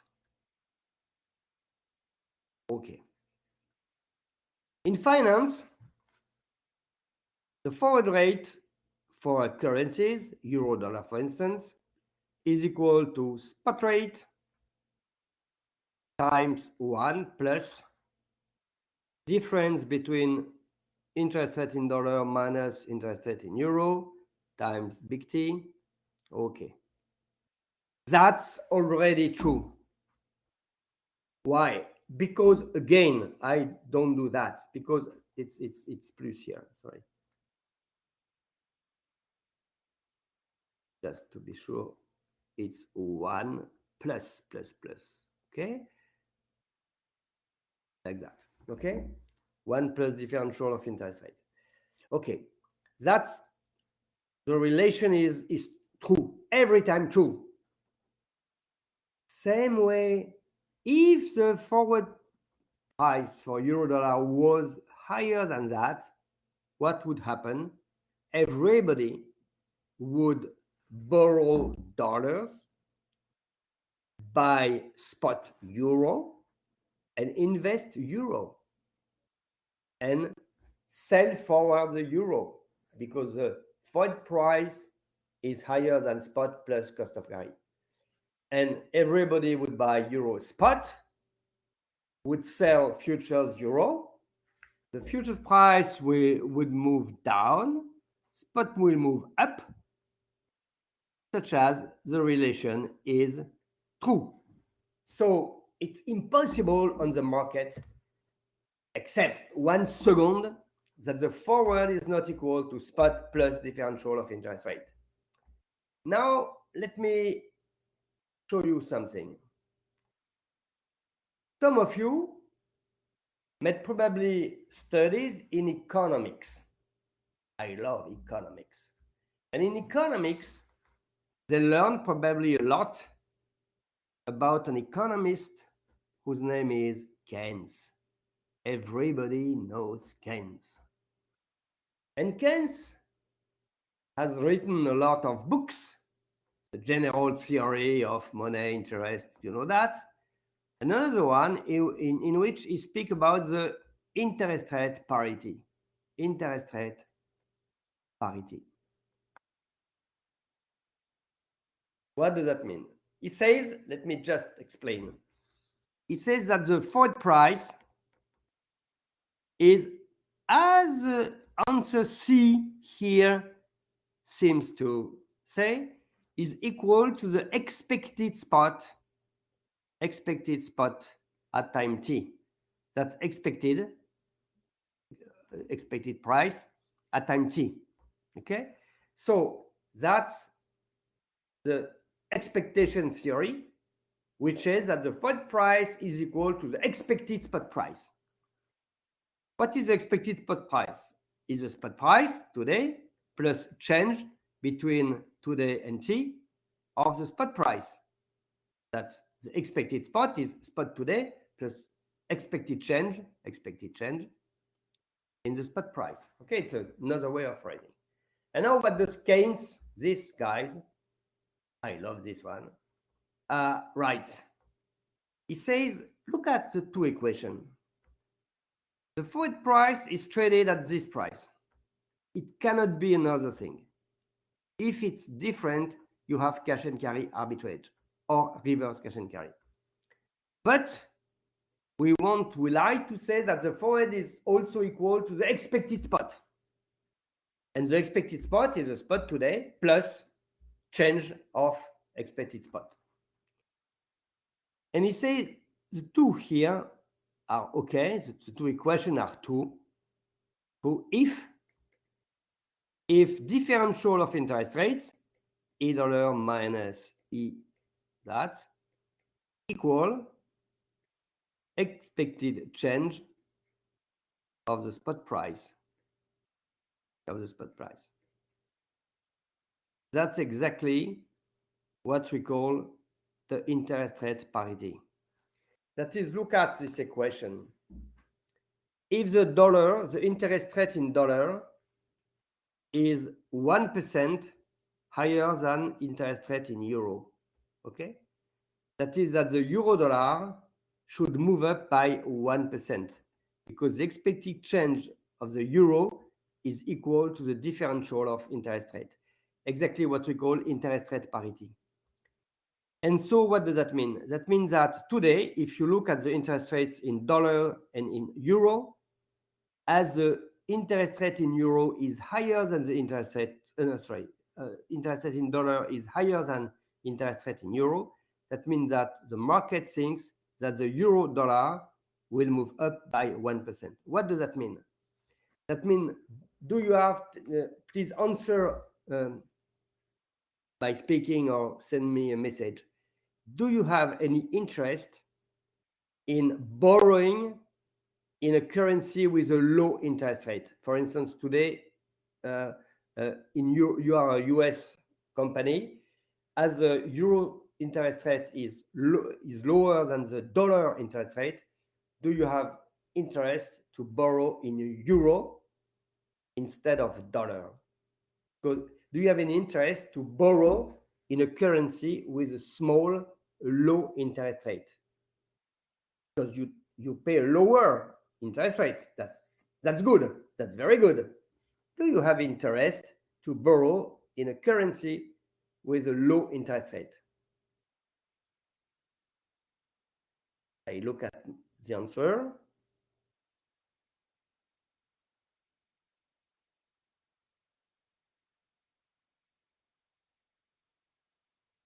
I have already, every time I have one of you is writing, but I never receive the answer. I am interested in borrowing which currency has lower. Yes, you. Okay, I will answer. One of you say, I am interested in borrowing which currency has lower interest rate. May I get another answer? Because in fact, Keynes, this economist, okay, let me. Keynes.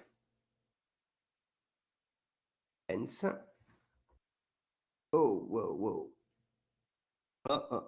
What happened? Keynes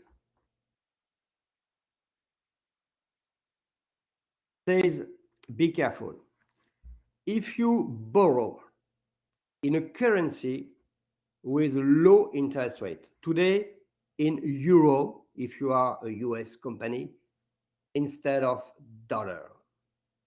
You have a gain because you borrow in a currency with a lower interest rate. Differential of interest rates between dollar and euro is today around 1%. Interest rate in dollar are roughly 1% higher than in euro.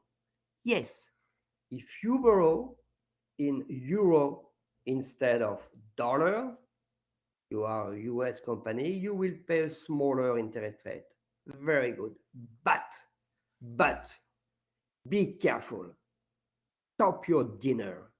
That's very important, what I will tell you now. Please let your sandwich, let your hamburger and stop and listen to. If you borrow in euro, you have to reimburse your debt in euro. So as you are an American, you have what we call an exchange rate risk. If the euro moves up, you will lose money because you will have to reimburse a lower amount of money that you borrowed. And what does the economist can say? The differential of interest rates, maybe 1% today, is exactly equal to the expected change of the euro against dollar. That is, the bet is that the euro dollar will move up by 1%. So what you gain in differential of interest rate is totally offset by the increase of the euro dollar spot rate. And you will lose when you reimburse your debt in euro, you are an American, you will lose 1%, which is exactly the gain you have on differential of interest rate. So what does that mean? And the name of this theory, written by Keynes, is interest rate parity. That is, it's equivalent to borrow in each currency because the differential of interest rate is offset by the change of the spot rate between the two currencies. Same thing, if you want to borrow in a currency with a very high interest rate, you will pay a very high interest rate. But when you reimburse your borrow, you will have a gain because normally if the interest rate is high, it's between the spot rate of the currency will move down exactly equal to the differential of interest rate. It's exactly the name why the name is interest rate parity. I have another question. I would like that you answer quickly. Do you have any interest to invest in a currency with a high interest rate? Do you have interest to invest in a currency with a high interest rate? Yes or not?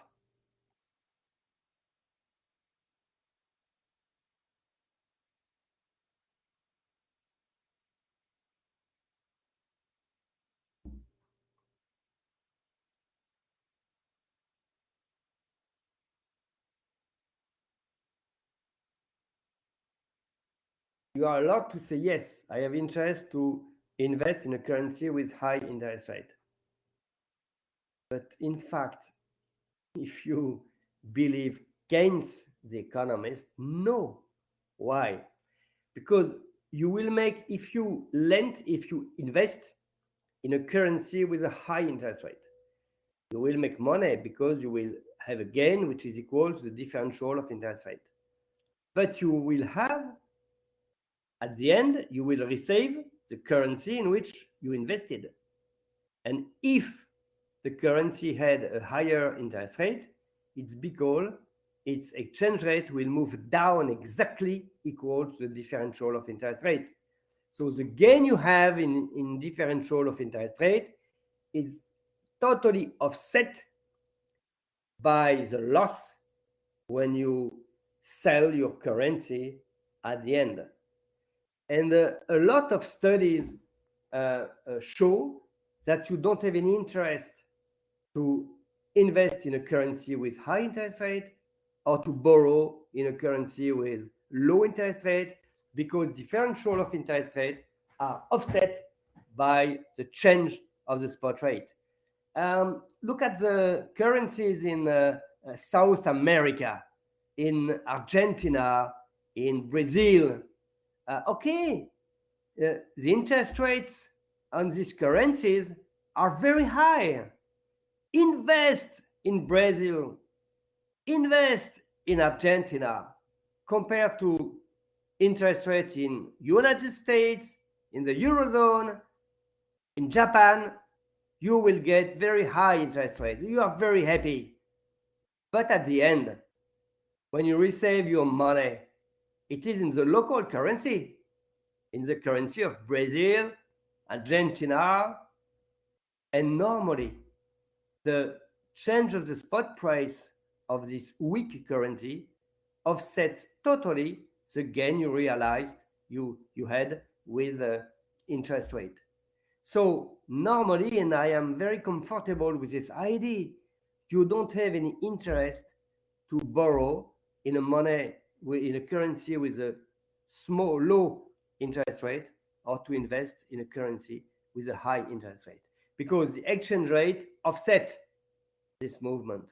Okay, a lot of studies, historical studies, proved that it was exactly okay. Nobody won money in investing in high interest rate currencies or borrowing in low interest rate currencies. Okay, do you have some question about that? What is important here is just to know that the forward price is equal to spot price plus differential of interest rate. Yes, I think that too. Yes, you understand now. I am very happy. Okay, interest rate parity, it's an exchange rate offsets the differential of interest rate. It's normal. Imagine that you invest in a currency and you make money because interest rate is very high, and because when you change, you sell the currency in which you invest, you make also money. The spot rate has moved up. That would be strange. You invest in a high interest rate currency, and the spot rate of this currency moves up also.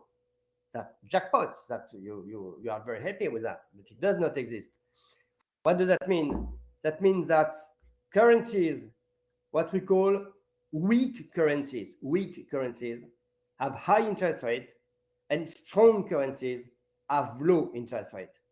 And if you look at the currencies, sorry, I speak always about United States, Japan, Eurozone, or Great Britain or United Kingdom. But as you know, which currency have very low interest rate? Strong currency. Which currency have a high interest rate? That was, for instance, look at South America. Look at East Europe currencies. Yes, if you invest in Russia, you will get very high interest rate. But at the end, when you receive the local currency in which you invested and you sell it against your own currency, you will lose a lot of money, because the spot rate of the local currency has moved down. Exactly, says Keynes, for offsetting the gain in differential of interest rate.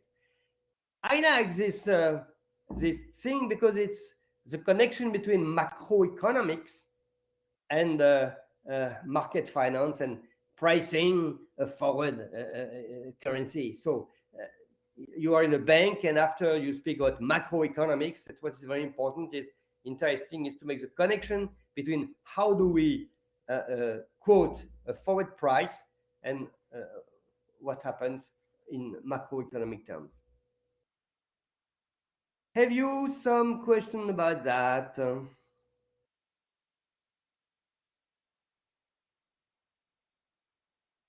Okay.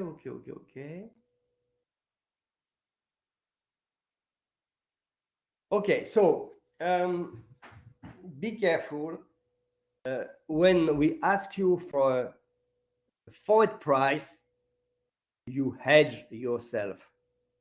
You don't price with your expectation. You just say, I hedge. And if I tell you, you create a futures market on rice. Rice. So good, rice. Rice. Okay? And I say, I would like to buy from you because I eat a lot of rice. I have a risk because if the price of the rice moves up, as I buy every day, every week rice, I will lose money. So I want to hedge.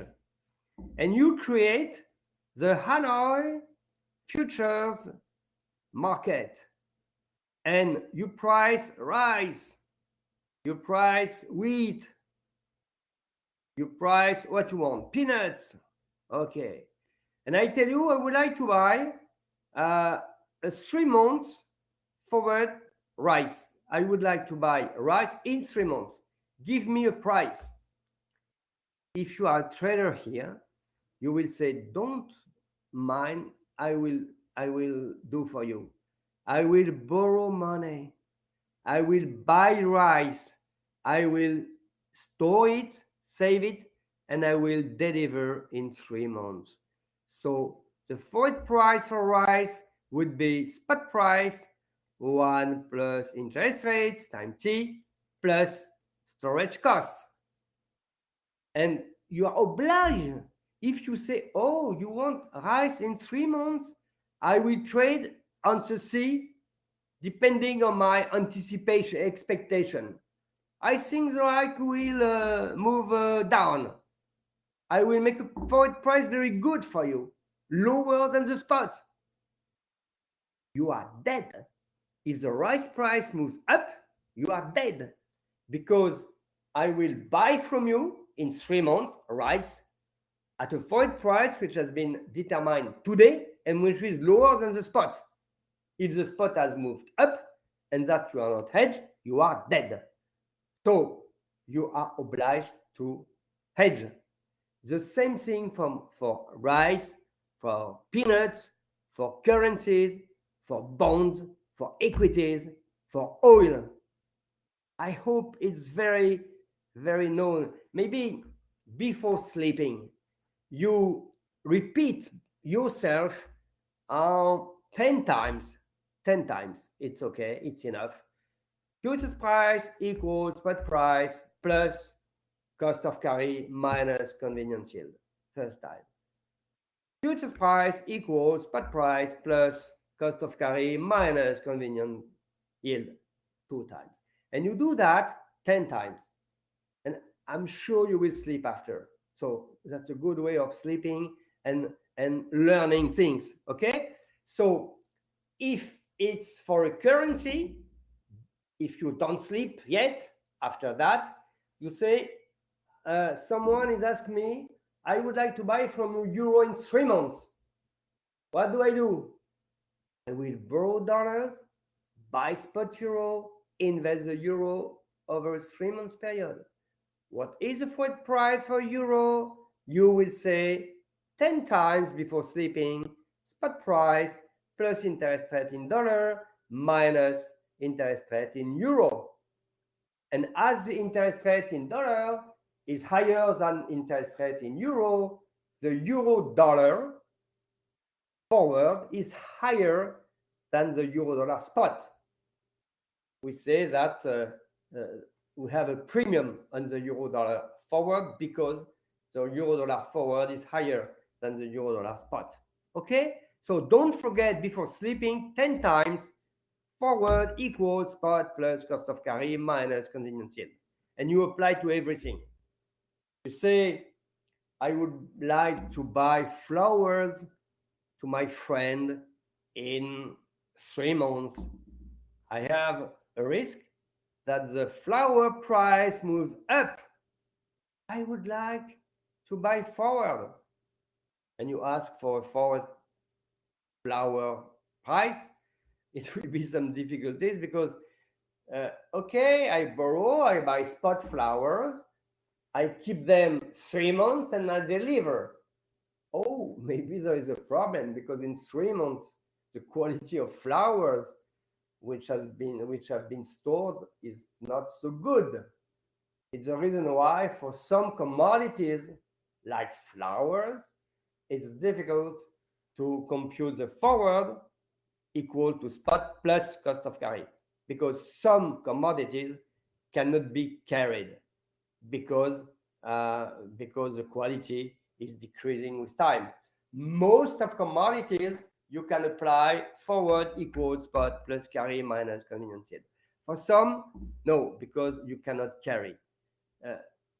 I take the example of weather. I spoke at the beginning of the lesson. You can buy and sell forward the weather, but if you ask for, I would like to buy temperature in Hanoi in August 22, the guy in the bank cannot say, I borrow, I buy temperature spot, I keep it till August. It has no sense. So the temperature which will be quoted, traded forward, depends on the expectation given by meteorologists, experts in climatology. I look if I have some message. I am very happy that you can sleep. Someone is telling me this make me easier to sleep. So, okay, you will test. It's a very good way for sleeping. Okay? Formula. Okay. I understand. Okay. So, okay, we'll stop in some minutes, because everyone is tired, I suppose. Maybe what? Maybe another. Okay, that's how to price forward euro dollar. The market maker will hedge by borrowing dollars on the money market at the 3-month spot rate, buying euro at 1.19 and invest euro on the money market. Okay, so same thing. What do you observe here? That was exactly the example. As the interest rate in dollar is higher than interest rate in euro, the curve is increasing because forward is spot plus interest rate in dollar minus interest rate in euro. Interest rate in dollar is higher than interest rate in euro. So the higher the maturity, the longer the maturity, the higher the forward price. And you see that. Okay. That's a quotation given yesterday, September 13. But I look and I say, we look, what happens? September 118.045, 118.23 higher, 125 higher, 25.5 higher. And what is the difference between all these prices? Differential of interest rate between dollar and euro over the period. Okay? Here it's 1 month. Here is 1 month. Here is 1 month. Okay? The difference between the two prices are just the differential of interest rates indexed over a 1 month period. Okay.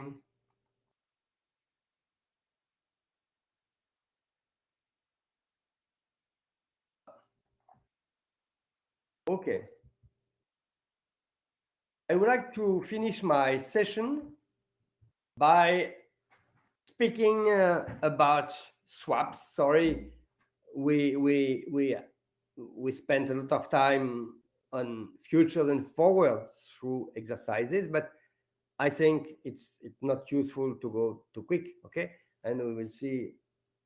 We have a lesson tomorrow again. Okay. You are now before sleeping. You are an airline company and you want to hedge your oil price exposure over the last quarter of 2021. Okay, September, October, November, December. Contract specification are given in the slide. The slide is here. Let me show you the slide. Okay, slide. I take my pen. Okay, that's quotation of September 13. Okay, I introduced them yesterday. Yesterday. So October 21 is traded at 70. November that, and December that.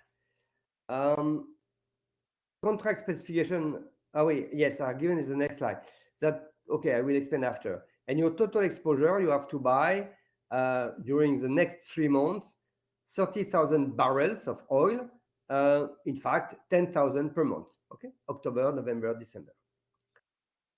Before that, I would like to show you something. Today, the commodity, the forward price curve is decreasing. Please answer me quickly, in order I am happy for sleeping by myself, but not sleeping because here it's just the afternoon, so maybe I will not sleep immediately. But send me a message quickly. How do you name this market here on oil today? How do you name it? The market is what? Look at the prices. How can you qualify this market? Oh, very quick. Backwardation. It's an answer which has been immediately given, and really I am so happy because that's a good answer. Here, today, we have an oil market which is in backwardation. If you tell me, Professor Marteau, what does that mean? I would say that energy producers who have oil in inventory would sell spot their oil maybe at 70.50 and buy it forward maybe December at 69.74, and they would make a small profit, but they would lose their commodity if they sell spot. They don't have any more. So why do the energy producers don't make reverse cash and carry arbitrage? Because today we don't know, and we expect that the oil market could go up. I remember during the last session, I told students, be careful if you have a curve in backwardation. That means that people think that the oil price could move up because you don't want to sell, because you want to keep your oil to sell it at a better price. And just after, I don't know, remember 2 weeks, the oil price moved up a lot. As I told you, when you have a commodity curve in backwardation, probably, and when we make an econometric statistics story about the link between backwardation and the behavior of the market, we obtain that when the market is in backwardation, the price of the underlying asset moves up quickly. Normal, because you don't want to sell your spot because you think it could go up. So now, when I look at, I think that the market for oil could go up. And maybe I propose that you invite me in Vietnam in 3 months, no, in 4 months. I think the pandemic crisis will be over, and you invite me for observing if the oil price has moved up. Okay, and I come and we discuss and we say, do you remember 3 months before the commodity curve was in backwardation, and after the oil price has moved up? That's my bet. It does not work every time. It does not work. Maybe the oil price will not move up, but statistically, when the curve is in backwardation, it's because energy traders don't want to sell their oil because they think the price could go up. Which strategy do you want to answer?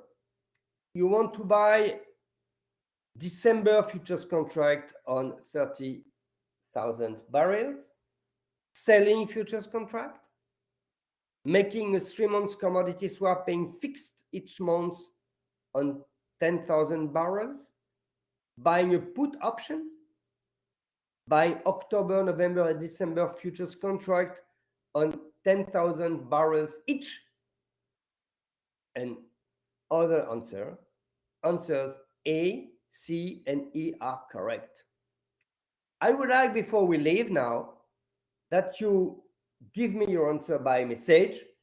If we don't have time to give the detailed answer, we do that tomorrow. But before we leave, please give me your answers. And if only 3 answer, we don't stop the session.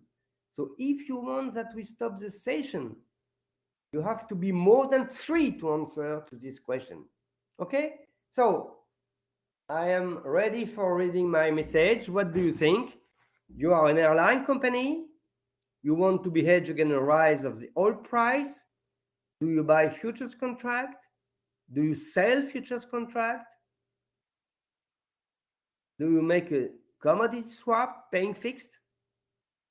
Do you buy a put? Put is the right to sell. Do you buy October, November, December contract? And answer A, C, and E are correct. I go to my message. I'm sure some of you have already answered. Okay, I have a lot of answer. 3%. I think we can stop quickly. Okay, first answer A, C, and E. Second answer A and E. Okay, close. Another answer D. Different. Okay, maybe another answer. Okay, A, C, and E. A and E or D. Let me just go to the question. Okay. A, C, and D. Or, sorry, I come back. I remember N, C, and D. Or, okay, A, C, and E. Or A and E or D. Okay. I will answer quickly and maybe we come back tomorrow for details. First, A, C, and E. I look at A, buying December futures on the global quantity. That's a good idea. You buy futures contract. So if the oil price moves up, the price of the future moves up, and you can sell them with a profit. So globally, the answer A is okay. B is not okay. You don't sell contract if you want to buy something. You buy a future. C, making a 3-month commodity swap. Yes, sure, you may. That's a good answer. And normally, an airline company uses this methodology. Swap is, I decide to pay to my bank each month in November, October, November, December, a fixed price, okay? Today it's around $70, okay? And receive here in a swap, I receive the spot observed at the end of October, the spot observed at the end of November, and the spot observed at the end of December. Imagine now that in October, at the end of October, the oil price has moved up to 100. The airline company in the swap with the bank, pay to the bank 70, and receive from the bank 100. So the airline company has a gain on the swap of $30. But the airline company buys oil, kerosene, and on the market is traded at 100. He has a gain of 30 from the bank. He buys at 70. It's a way of being sure to pay 70. Imagine it's November now. The price is 150. The oil price has moved up a lot. In your swap, you pay 70, you receive 150 from the bank. So the bank pays you receive $80. But you buy your oil at a spot price 150. So 150 minus your gain here is equal again to 70. And you can give other illustrations. So when you make a swap paying fixed, receiving variable price, that is a spot price, you are sure to have a price of 70. Okay, so it's a good way for locking in a price, for being hedged against a rise of the oil price. Be careful. The only problem is that if the oil price moves down, for instance, in October, the oil price is 40. In the swap, you pay 70, you receive 40, so you have to pay 30. You buy your oil at 40, you lose 30, so you pay your oil 70 when the oil price is at 40. So you have an opportunity cost if you make a swap. Be careful with that. Options are better here. So A was good, C was ridiculous, C was good. A put is the right to sell. No, you want the right to buy. That's stupid. You buy October, November, December. Yes, that's a very good answer. You can also buy futures for each expiration date on 10,000 each, rather than 30,000 December, but that's okay. A, C, and E are correct. Yes, A, C, and okay. A is correct, C is correct, and E is correct. So D was also correct. Okay, so the good answer was A, C, E, as one of you wrote, plus D. Someone wrote only D, she's good, but if she or he answered D, it's because A, C, and E are correct. So its answer is also correct. A and E is good, but C has been forgot. So I think you are very, very tired because you have been working. I am a little tired because I have been working also. It's the reason why maybe we just look at the last slide. Okay, the last slide is contract, the futures contract. You know, if you buy a contract, you buy 1,000 barrel. So each contract is if you buy a futures contract in the Chicago Mercantile Exchange, you buy 1,000. So if you want to buy 10,000, you have to buy 10 contracts. It is traded in US dollar per barrel. We are okay. Okay. Nothing. Deliverable. That is that if you buy oil, you are obliged to receive oil. Okay. And if you sell oil on the futures market, you are obliged to sell oil. So my advice is that you don't go on this market because it's deliverable and not cash settlement. So you have to deliver. If you want to get some oil in your bathroom, it's your problem. You can buy oil on the futures market, and if you receive oil, you put in your bathroom. But I'm not sure it's a very good idea. Okay, let me just give you the last price for oil. Okay. You have a backwardation curve, as I already show you. That's all the curve here till March 2022. Okay, I think that we are at the end of the session. I hope you learned something. I hope you what?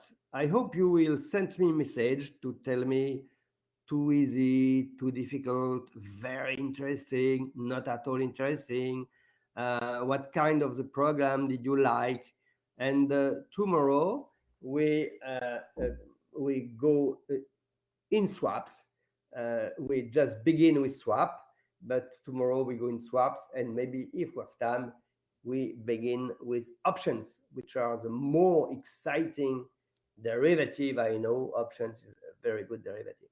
So I hope you a very nice night. Don't forget forward equals spot plus carry minus convenience yield, and send me a message. Don't forget, and see you tomorrow. I was very happy to have the lesson with you as every day. Have a nice evening.